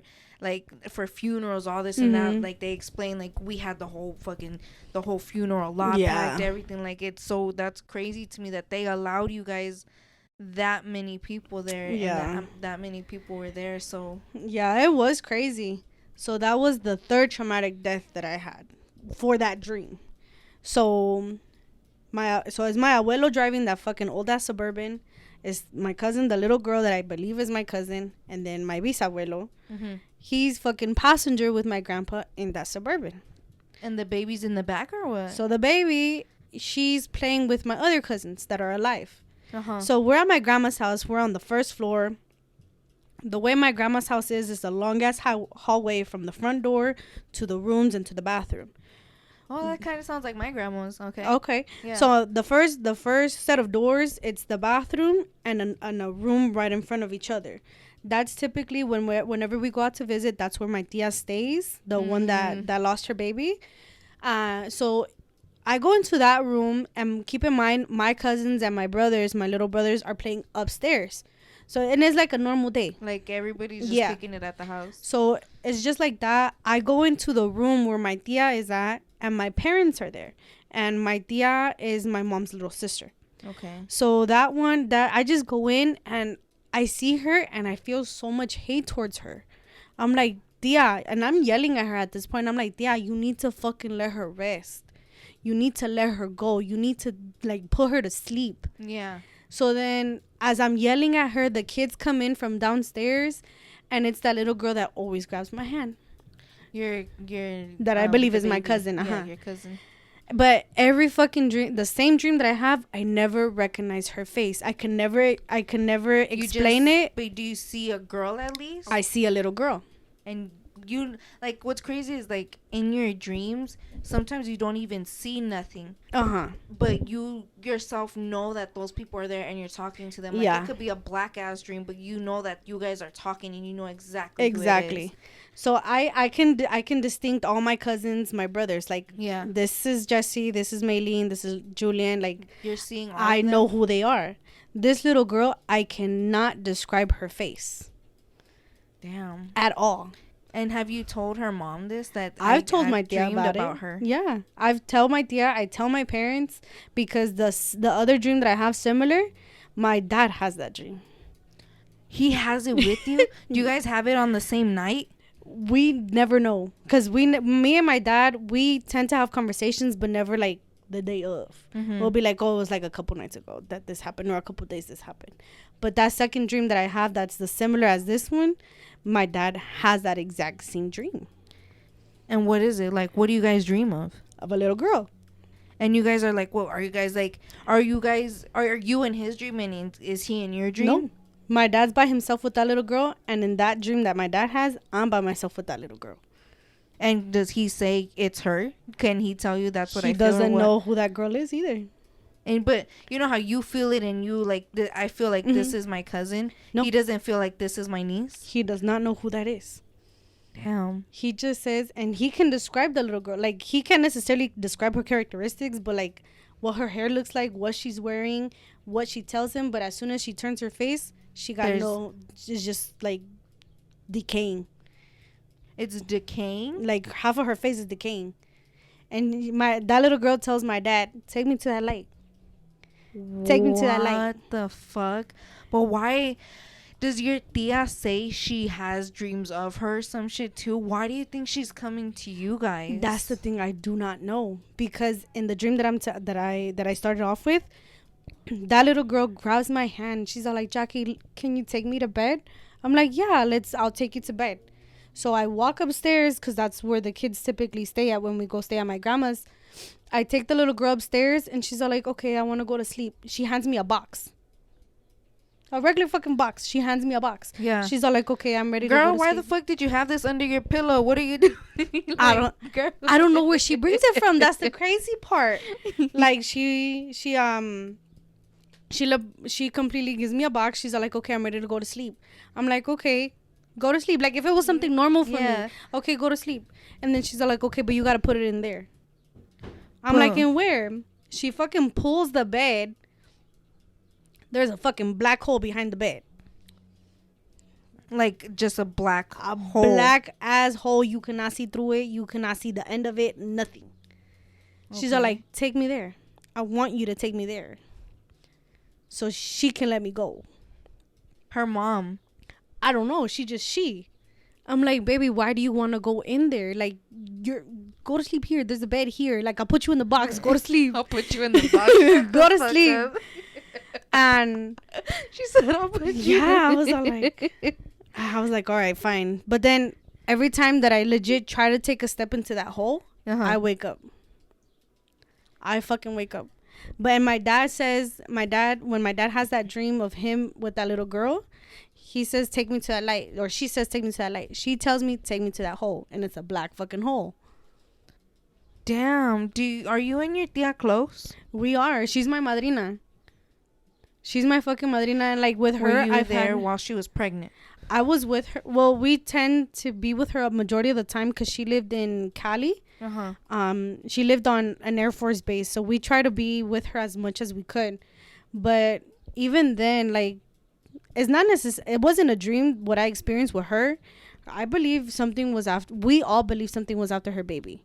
Because we went to go visit her literally a couple weeks before all that happened, before she lost my cousin. I literally saw a black fucking shadow in front of my tia's door. Literally just fucking floating there. No legs, nothing. Just floating there. And I had gotten up. Like her house door? No, Or her room door. Uh-huh. And whenever we went to go visit her, her dog, she had a golden retriever at the time.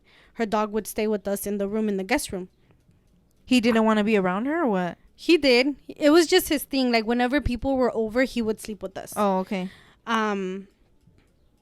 So we went over. I got up to use the restroom, and he wouldn't let me go out the door. Like, he was legit blocking the door and was growling at me. And he never does that. He's very fucking friendly. And so we went. I was trying to get out, and I was like, Duke, move. Duke, move. And he would just kept growling at me. So I opened the door a little bit to see if he would walk out. Fuck no. I poked my head out. That's where I saw the fucking black shadow. And the guest bathroom was right in front of her door. So I was all like, nope, not doing it. I closed the fucking door. And You weren't like, tia, like... Fuck no. Because in the same room, my brother Jesse, my parents, and my little brother Gaio were all in that same room. They were all together in her room? And in the guest room. Oh, we all slept in the same room. I was like, nope, close the fucking door. And Duke, the dog, he was all like, all right, like, you close the door, that's it. He went back to sleep. I went back to sleep. I'm not gonna lie, I did have an accident that night. I fucking peed myself that night. But I was like, I was only 8. He said, not gonna lie. I was only 8 when this shit happened. I'm like, fuck, dude. Like, so after that, the house next to her, it was like fucking duplexes here. You know how they share a wall? Okay, yeah. That's how the houses were there. The fucking house next door would always be fucking empty. Nunca nadie se la rentaban. Like, no, nadie duraba allí. Like, did they tell you guys, like, oh, we feel something here or some shit? Like, was that house known to be bad energy? No, they would just get up and go. Live with you. Yeah, they would just get up and go. Fuck, dude. So does your tia say that she ever seen that shit? That she ever felt something around her or something? She would feel all the negative energy, she says. Even the dog, when the dog would stay with her in the room, that he would just legit sit by her bed and stare at the fucking door and growl at it. And she says, I never saw anything. Yeah. So she gave birth. The baby didn't make it. We went to go bury her. After that, she was going through the postpartum and all that. It was very difficult for her. But then eventually, after the funeral, after all of that, she's all like, I come here and I'm at peace. You know, and a little bit after that, I stopped having the dream. But then a couple years passed and I started having the same one. I was like, son, I really don't know who this little girl is. Do you feel like maybe that black hole where she's telling you, come with me, maybe, like you said, you feel like something was after the baby before it was born? Maybe she's trying to show you, you remember that guy you seen? He's in here. I want to show you he's in here. Yeah. That's fucking crazy.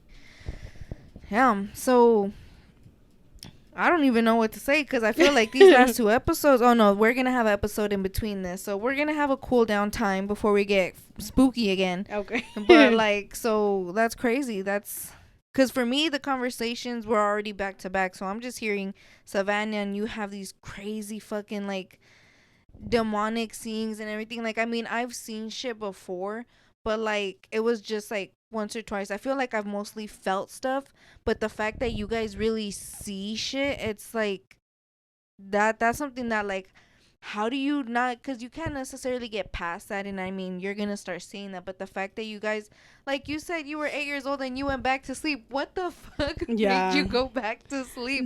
I would not be able to sleep, bro. The dog is what calmed me down because he was trained as like what what they call it? A protect like when they have disabilities and shit. Yeah. A service dog. Yeah, he was trained as a service dog. So literally he would like feel me like tense because I have anxiety and shit. So he would help me, like he would legit sleep on, like put his head on my chest and like just calm me down. That's literally what he did, and he would just I went to sleep. Damn. And what's crazy is like it's not probably not just because it's a service dog, but animals in general, your pets can feel when you're scared, when you're sad, when like they know, like especially me right now that I'm on my period, like my dog always looks at me like he wants to cry, like he just like if he feels what I'm feeling. And so like it probably wasn't even him just trying to be a service dog, like you said, he was the one seeing all this shit too and could notice. So he was like, don't worry, I got you. Yeah, that's fucking crazy. So other than like that reoccurring dream, like you said you also had a recent dream recently or something. Have you, so you heard the episode with Savannah, we had a question that we're gonna go ahead and bring back out. Did you ever dream of your baby before, after, during? I did after. Same thing, I couldn't really distinct her face or anything. I just did. I think I told my man about it. Where literally it was me and him, and that we had our baby, and it was like a normal day. We were at home kicking it. For us, kicking it was literally be in the fucking room listening to like old R&Bs and shit like that, and just play fucking the iOS games. Okay. And literally it was just us just hanging out, and the baby was there. We didn't have the boys in my dream, but because we don't really have the boys every day, like how I would love to have them, but the boys weren't there, and it was just us. Like I woke up crying. I fucking woke up crying. I don't tell him I cry, because why am I gonna bring him down? Like I understand I need to open up, but I'm like, no, you like know. He said I couldn't break down because I didn't want her to break down even more. Yeah. But I mean, other than that.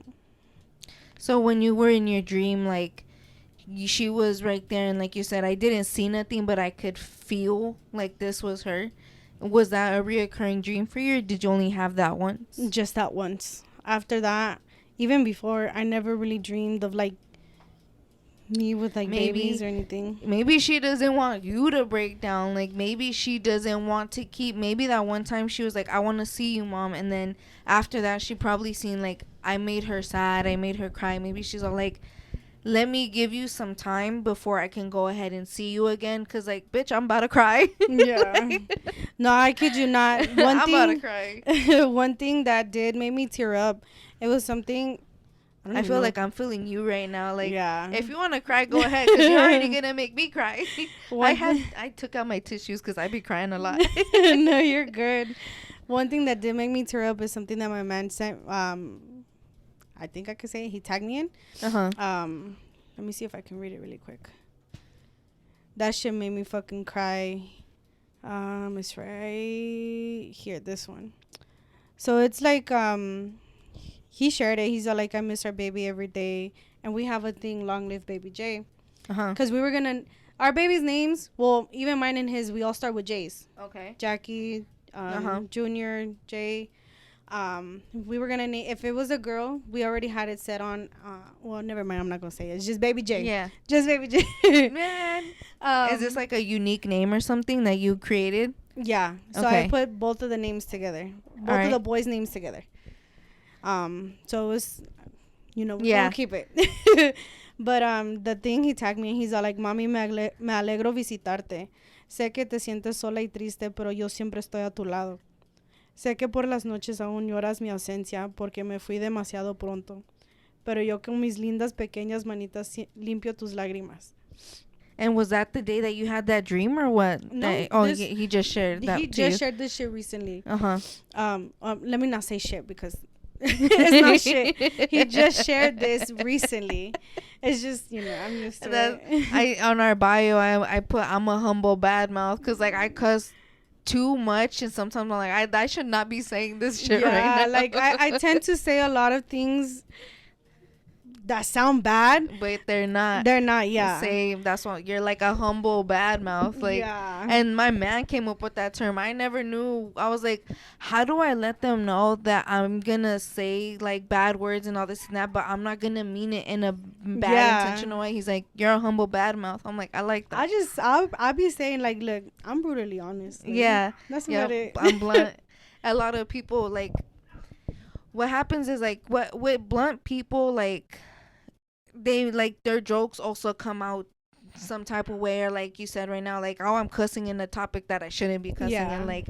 And I feel like a lot of those people that are like that, they're like misunderstood. Some people might say like they're disrespectful, all this and that, but it's just like, I'm talking to you this way because I fuck with you. And Yeah. like so did you hear the full episode with Savannah? Not the full episode. Did you hear when I think what did I tell her? I was like, it was a good thing because if not, CPS would have been here.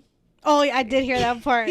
Yes. So did you feel like that was like, damn, bro, you should have made that joke? Because I told my man, I was like, maybe I shouldn't have said that, because it was like, but when I'm talking, I'm like, this is me fucking around with you. Like, just know, like, what I'm saying is not to be malintentioned. Yeah. And I was like, damn, like, because when I was talking to Savannah, I was like, I felt like if it were just me and her, that would have been okay, because she would have known like it wasn't bad. And like I made myself clear to the podcast, because I'm like, I don't want somebody that's in this position to feel like if I'm talking bad on this position, because that's not something that, you know, that's you fucking make fun of. But I was all like, what do I do with this? He's like, look, Savannah was right there. She didn't feel some type of way. She was okay. I was like, all right. So when I said that, I was all like, damn, I went back. I'm like, I really hope that Savannah didn't feel some type of way. And I'm going to kick it with her today, and I'm going to let her know, like, hey, just so you know, I didn't mean nothing. But, like, so, first of all, like, it's crazy and it's insane that you guys are so open about this. Because, I mean, this is something that, like, it's very hard. And like I was telling your man, this is somewhere where somebody can come and say these things, because somebody out there is probably going through this shit. And so if you don't know Spanish, basically what her post is saying is, it's the baby. It's like in a baby's perspective. It's saying, Mom, I know that there's nights where you cry, where you're hurting, and I left you too soon. I'm right here. I'm wiping your tears without knowing. Like, it's just basically saying, I'm still here for you. And so, like, I feel like that's something that a lot of people that have been in your guys' position. So, like, maybe you're not spiritual. Maybe you're not like religionally, whatever. Like, no matter what, like, yes, maybe your baby was gone too soon, but there's a lot of ways that your baby can still be there. And it could be like, you know what, that baby came out of you. That's a piece of you. Like, you know that no matter what, you are still there. So if you're still there with that baby has to be with you. Like, this is something that you can't let go of. So my bad, I completely forgot where we even at with that. It's just like that's just really crazy that I'm gonna really start having people like you guys, where not even with just your types of situations, but like everybody else's situation. So it's a cool thing that a lot of people are gonna be able to hear about this and feel like, you know, you're gonna probably see like maybe somebody's gonna fucking comment on this and be like, you know what, girl, like, I've had this before. You're not alone. Like, this is how I cope with it. And like, what sucks is like your man is really, like he said, you guys couldn't really deal with that together. So the fact that it's not like that for a lot of people too, like it does work out in the end. Like, you guys still have each other's backs. Like, there's hope. Maybe somebody right now is doubting their relationship or how they feel, and it's like, you know what, if these people can do it and they're like this, we're pretty good right now. So with those dreams that you're having, do you feel like right now you are at a place where like maybe you can like cope with yourself a little bit better now? Do you feel like it is, you might not forget, but like, can you say that you do get stronger after that? You do? Most definitely. My crying, he'll even mention it if he were to ever come back on the podcast. Mm-hmm. I was a big ass crybaby. Mm-hmm. I wasn't eating. I wasn't nothing. I didn't even want to get up for work. and I worked at home. That shit was even worse. I never fucking left the house. So I was always fucking crying. I tried my best because the worst part about it when after he got sentenced was that I had to let our oldest know, the one that tends to be with me on the weekends. Why didn't he? Because that's not something you say over the phone. It's not, and I was struggling so hard to find the words. My sister-in-law's actually helped me. Because I was a big ass mess. Like, yeah, I was a mess, and it fucking broke my heart because I had went over to my suegra's. I took the baby and everything. I was like, look, papi, this is what's going on. Papi's not gonna come home, for a couple years. You gotta wait. I would tell him, like, he still breaks it down. He's all like, so 2 more birthdays, mom? Aww. 1 more birthday, mom? I'm like, yes, papi, like, just 1 more birthday. Like, he's almost home. That's the funny thing is he's counting it with his birthday. He's like, I remember that fucking timeline. You tell me 3 months, I'm gonna forget. He brings in his brother too. He's all like, oh, so after JJ's birthday? And I'm like, yeah, papi, after JJ's, like, papi will be home so we can go out and do stuff. And at the time, my baby did not show any emotion. Like, he's like his dad, straight up like his dad. Like, in front of his grandma, my suegras, his tias, my sister-in-laws, he was like, all right, like, okay, this is what it is, My baby's really fucking smart. So, at one point, and my baby was never like this, we were still at my suegras. He's all like, mom, let's go home. Let's go home. Yeah. I was like, why, papi? You're playing with your cousins. He's all like, I'm tired. Let's go home. I was like, okay. I really didn't want to go home because I know I was going to go home and fucking cry. Yeah. You're like, I need this. Yeah. So we got home. We went inside. He was playing with his tablet. And I stepped outside because I couldn't handle it no more. I had to cry that shit out. Yeah. He comes outside. He's all like, mommy. I was like, what happened? And I was trying to fucking like, clean myself up and shit like that. He's all like, it's okay, mom. And he just fucking hugs me. And I was outside on the truck. Because mine and my man's thing. My bad. My bad.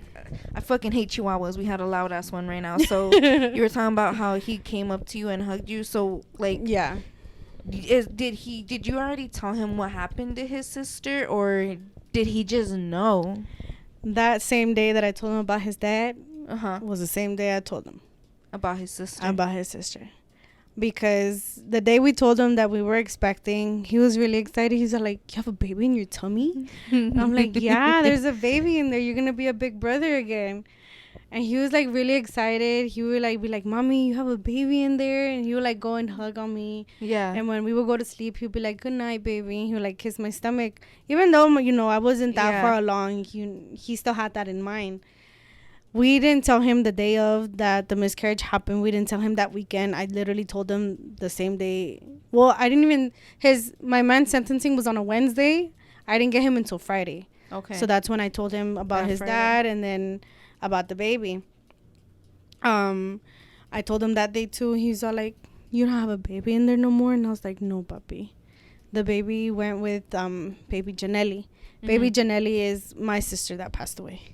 Okay.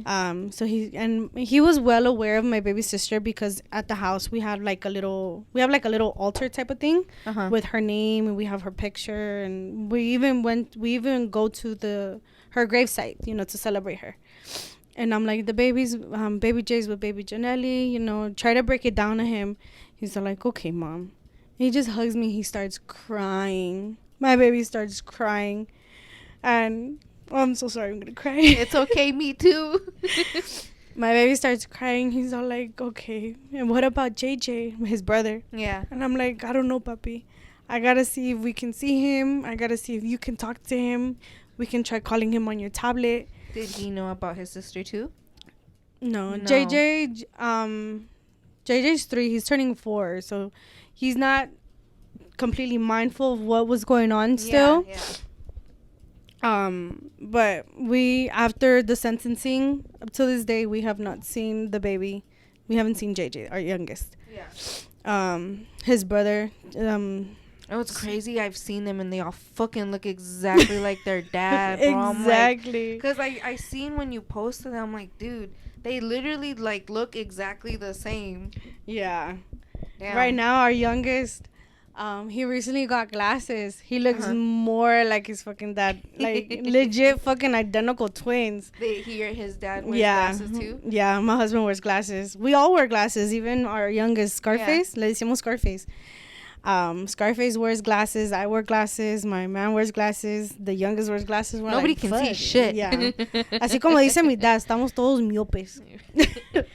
Damn. And so when you were right there, like when he was hugging you and everything and telling you it's okay, was he crying or was he more like he was crying?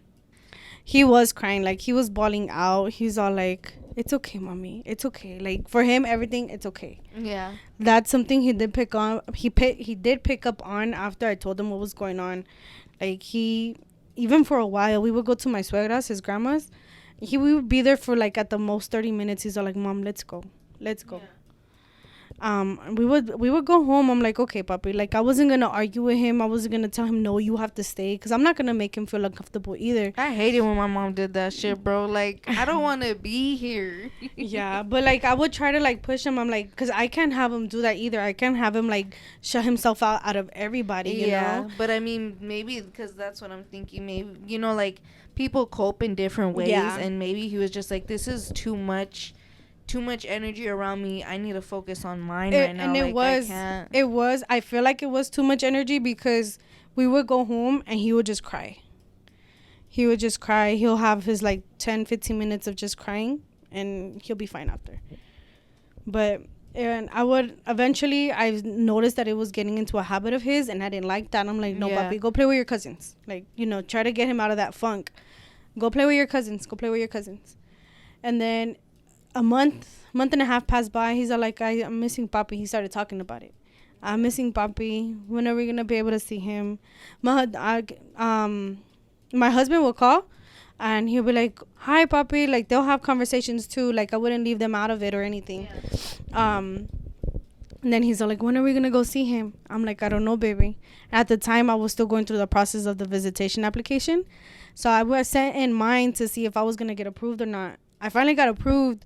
First visitation I was able to have with him was literally Christmas Eve. Oh shit! Christmas Eve was our first visitation after his sentencing. Damn, and that's cool that you guys were able to spend Christmas together. Yeah, so literally, and because for Hispanics, that's Christmas. Christmas Eve is Christmas. Yeah. Yeah, so for Christmas, I was with him. I was so fucking excited. Like, how we were saying earlier, like, it's a blind date. I'm fucking nervous. What if you don't like me no more? What if you do realize I'm ugly?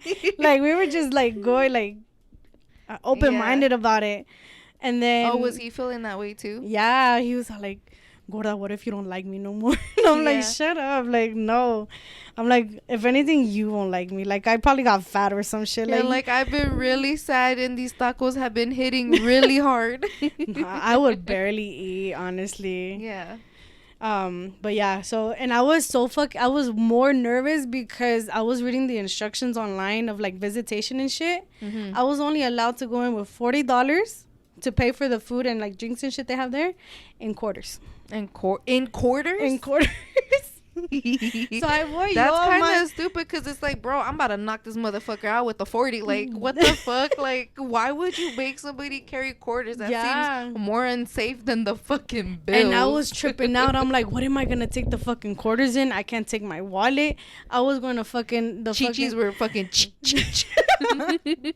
Nah, they fucking make us shake our bra and shit. Oh, like, you have to get checked too. Yeah, we get patted down and shit. So like, it's a whole process. So what'd you do? Where'd you put them? I was like going crazy. I was all like, fuck, where can I find like those clear wallets, you know? I'm like, fuck, Swami's not open. Like, where the fuck am I gonna go? I was going to fucking the dollar store, 99-cent store. I didn't find shit until I found those plastic rollers, you know, the viejitas wearing shit overnight. Oh, yeah. They came in a clear case. I was like, I'll just buy this shit and I'll just dump out everything and put the quarters in there. That's exactly what the fuck I did. So I was my happy ass walking up there, and it was December, and it's fucking cold up there. Like, it's near the fucking mountains. They wouldn't really get snow, but de vez en cuando, depending how cold it was, they would get snow. Ooh, Oh, that's fun. They had me out there. Well, I got there at 6 in the morning because I didn't know the procedures. Was it like the DMV lines outside and shit? Fuck no, I was the first one there. Uh-huh. So I was like, all right, cool. Like, they'll teach me how this shit goes, you know? Fuck no, nobody helped me. I was out there at fucking 6:30, no sweater. Why did you not take a sweater? Because it said no hoodies. Like, it can't have a hoodie and shit. Uh-huh. So I'm like, fuck, I don't have no other fucking cardigan or sweater that don't have a hoodie. So I'm like, fuck it. You know, it's just gonna be me walking in. I'll be good. Fuck no. I was standing out there. They're all like, okay, the CO will come and get you guys out shortly to, you know, check in for visitation. And they kept saying that for like every 10 minutes. Every fucking 10 minutes until eventually it was... I think it was 8:30 because we can't even take our phones in there or even watches and shit. So then I think it was like 8:30 and they're all like, oh, visitation might be canceled. We don't have enough COs to take care of them. I was like, you had me out here since fucking 6 in the morning. Did you have an attitude with this? Fuck, I couldn't. I was like, you know what? I can't say nothing. I need to go see him. Like, I'm already here. Like, I want to see him.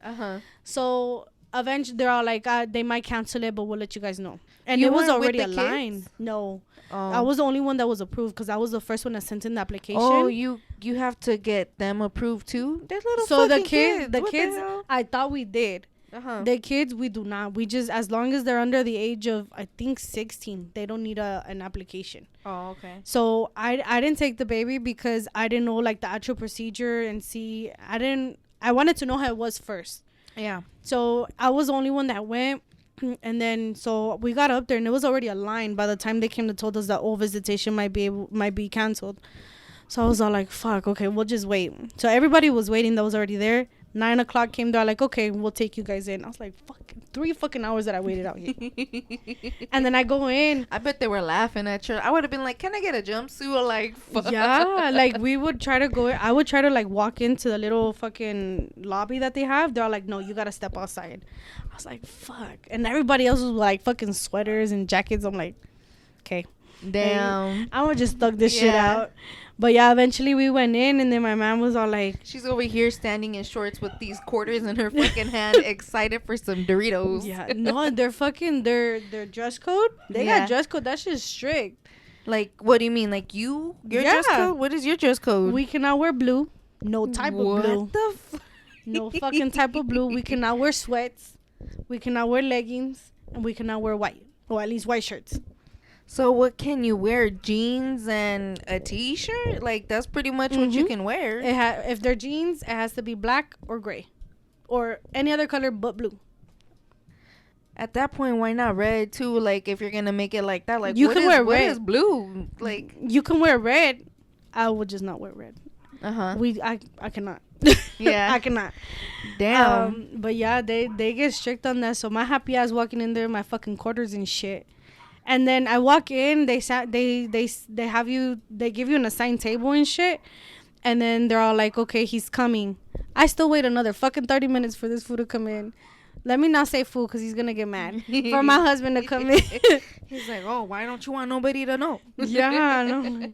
And then, so I still wait, and I'm like, ya me iba a ir. Like, I was going to leave our date. You stood me up. And then he's all like, tas pendeja. And I'm like, well, yeah, you weren't coming. They kept telling me that you were coming. And he's all like, okay. And we were fucking nervous. We didn't know what to eat. Like, literally, we didn't know what to eat, what the fuck to say. Like, yeah. How are you?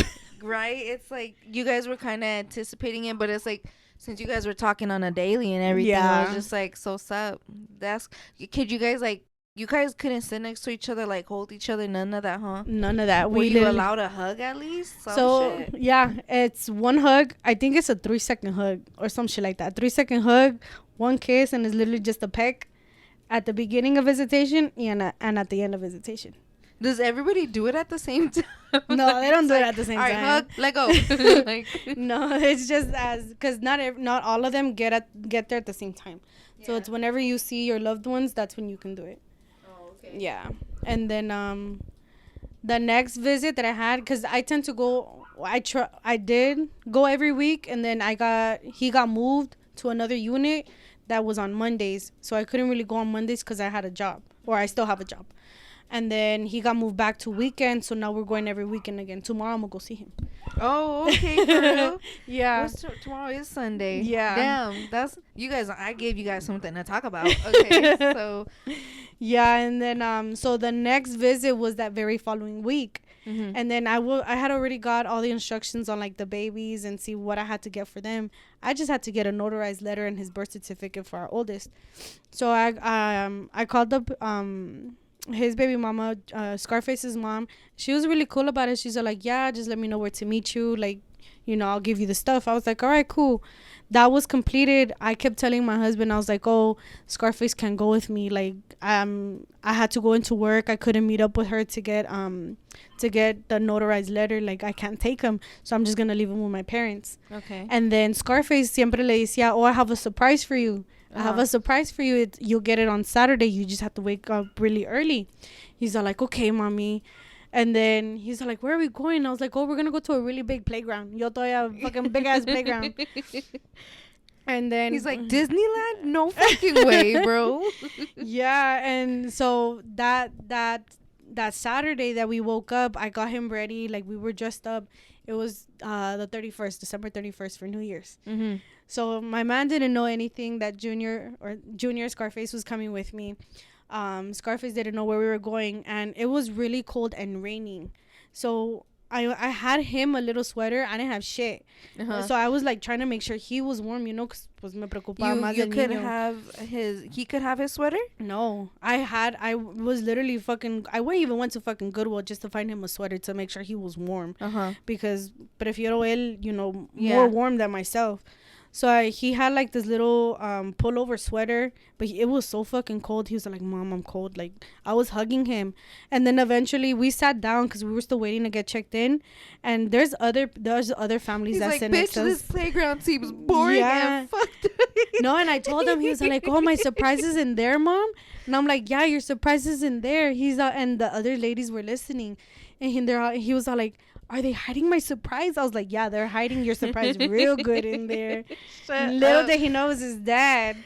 Damn, the fact that he was like, it's a whole ass jail. Like, this shit don't look fun. He's over here like, oh, fuck yeah, I wonder what this shit is. Like, I never seen some shit like this before. So he was like, he was like, all right, it's cool. Like, my surprise is in there. I'm still waiting for it, They let us go in, and then they even check the babies too. Yeah. But they don't check the babies thoroughly like they do the adults. They'll be like, just pull like, don't you fucking have it? Why you checking me? They'll for the babies, they'll be like, just pull out your pockets. They'll like touch on their hips to make sure they don't have anything. Yeah. He was so fucking ready for that female CO. He'd be like, are you serious? And like posing and shit. Yeah. I'm like, Scarface, like, chill out. Who taught you this shit? Yeah, I'm like, you cannot be ready until after you married. Like, no. What was the lady? Was she over here laughing? She's like, stay still.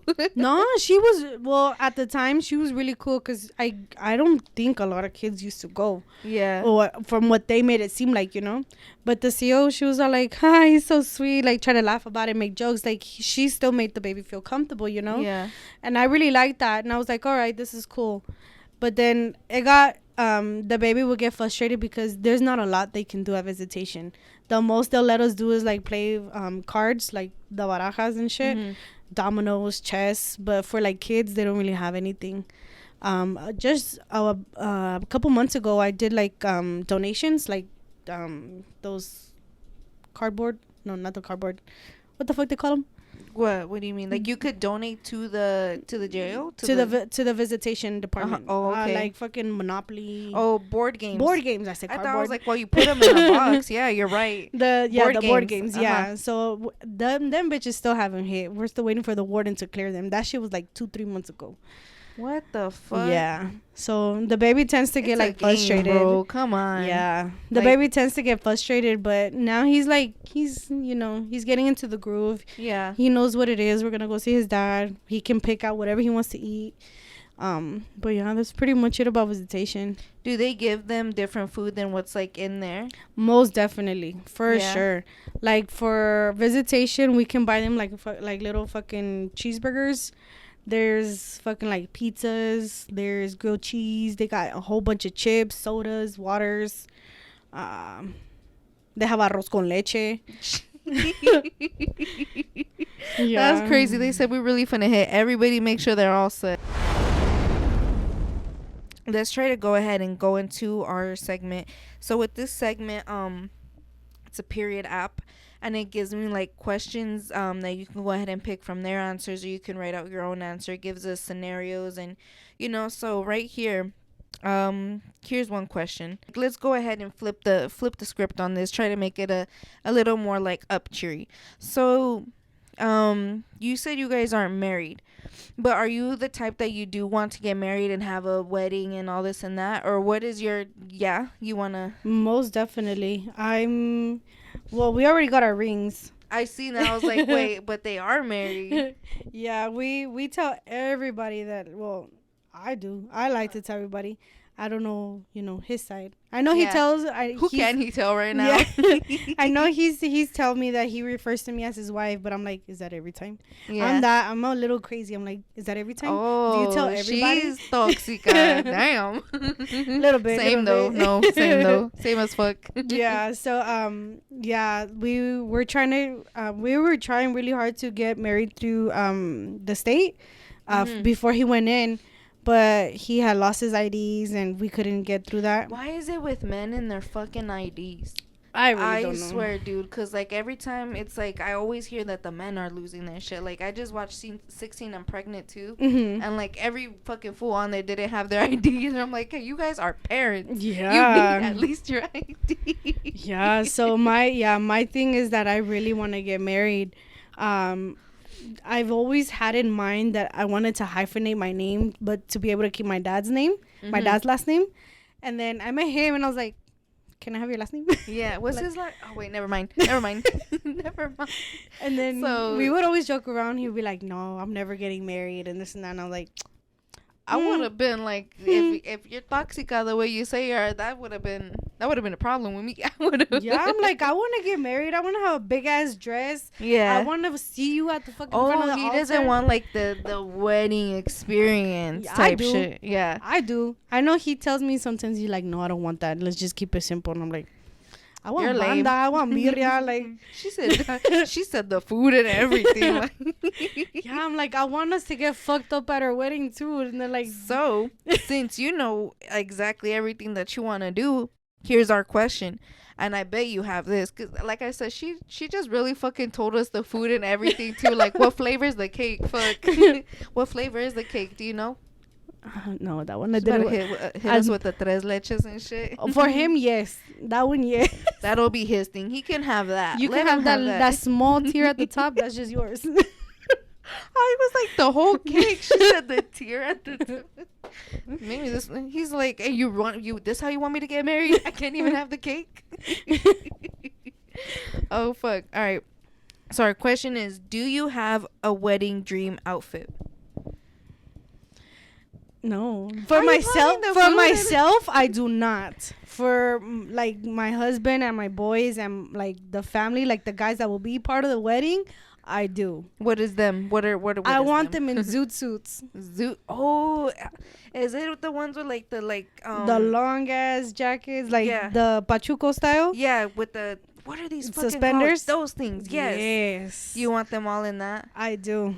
I really do. Is he down with that outfit? I already told him. I was like, this is what I want you to wear. He's all like, all right, whatever you want. I was like, all right, this is what I want you to wear. Is he tall? He is. Okay. Yeah. Because I feel like a lot of people that were wearing that back in the day were the tall ass fucking dudes too. Even the short ones. And I say shorts because my uncles used to wear it and my uncles are fucking short. Same. Yeah. My uncle, you seen him outside like that fool. I feel like we're both taller than him. Yeah. Shit. For myself, I do not. I know like what type of dress I want. I want like one of those mermaid corset dresses. But that's it. That's all I really have. Which one's the mermaid? That's the one where like slim, thick at the top, and then at the bottom is just like, it's not puffy, but it's all flat and like drags. That's one. Yeah. Mine. It's kind of like the best way I can describe it is like, the Jenny Rivera. Vestidos, where it was kind of poofy, but that long ass fucking runner. That long ass tail. Yeah. That's kind of how I want it. Okay. Yeah, I'm like, I gotta hide my lonjas so that fucking corset better tight that shit up. Oh shit. Yeah. So, but I gotta keep my options open, but because he don't like one of my tattoos on my back. Why? I gotta get it removed. Why? Is it another man? No. Fuck no. I was like, fuck no. I do have his name tatted though. I have his name tatted. Where? My lower back. It's my Okay. tramp stamp. Wait, is it Swiper or his name? It's Swiper. Shut Look, the way up. I told him, I was like, I'm a fucking, I've always wanted to post it, like a Yeah. segment of like what I have, or like a picture of what I have. But then I'm like, I don't want that to be disrespectful towards you, because it's like towards Yeah, my- it's my a tramp ass. stamp. That's Yeah. what it is. And I'm like, and I have the perfect fucking comment for it, like certified name on the streets, certified name in the sheets. Ooh, that's a good one. Yeah, he's That's like, a you good. stupid. I'm like, but can I post it? He's like, yeah, maybe. All right, so we're gonna wrap it up here.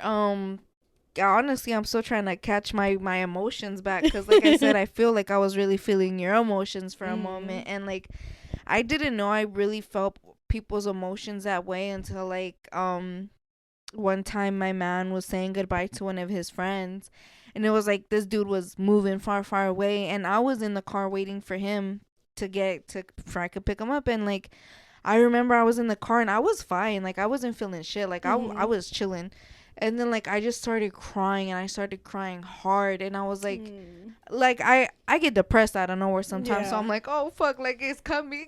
So, and he gets in the car and he tells me, I was like, how'd it go? He's like, I'm not gonna lie, I wanted to cry. I'm like, bitch, am I feeling your emotions right now? Because like Oh, I'm bawling in the damn. club.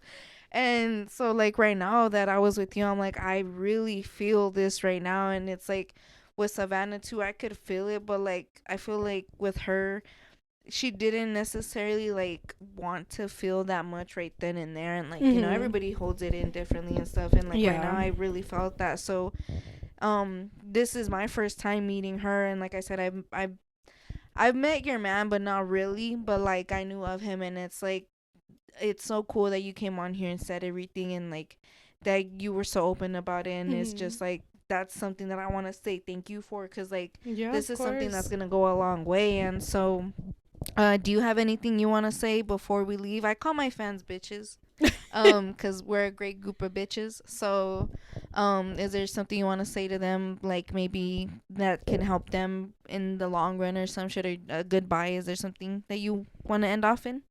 Well, for sure, I'm gonna say thank you for having us, but definitely find someone to talk it out, because me being in this situation, I had family, but no one will ever understand until you try to reach out to somebody who's probably going through the same situation as you. Definitely reach out. Don't keep that in, because it will forever hurt you, like bad. Like, this is the first time I'm able to talk about it with somebody else other than the family, and I honestly feel some relief. Like, even though you learned a lot, and it's like, fuck, I'm okay. Yeah, we all gonna be okay. Yeah, like if it feels different talking to somebody that wasn't going through it, because I mean they were going through it with you, because I was their nieta, that was their sister, that was like, you know, like, Yeah. and it's like I told Savannah in this last one, I was like, it's all you mostly feeling it, because it's your body, like you're growing this person in you, but everybody around you is gonna hit you with emotions at the same time, and it all falls back onto you. So you got to be strong as hell to go through some shit like that. So yeah, that's thanks. Yeah, anything else? No, that's it. All right, so we're gonna go ahead, and if this episode's a little longer, it's just because, you know, this is a lot of good information to know, and so if you heard it all out, I hope you can go ahead and this helps you feel better in some way. I hope you, if you're like into some horror shit, like we got some more horror up in here, so like and it's like we got an exclusive on somebody who's, tell me a podcast that has had somebody that's currently locked up right now. Like, I'm doing better than TikTok right now. Like, y'all gotta share this shit. So if you're listening, thanks, and peace out, bitches. No tienes vergüenza, mami. Baby, quiero ser el río de tu Tokio. Chingamos en la casa.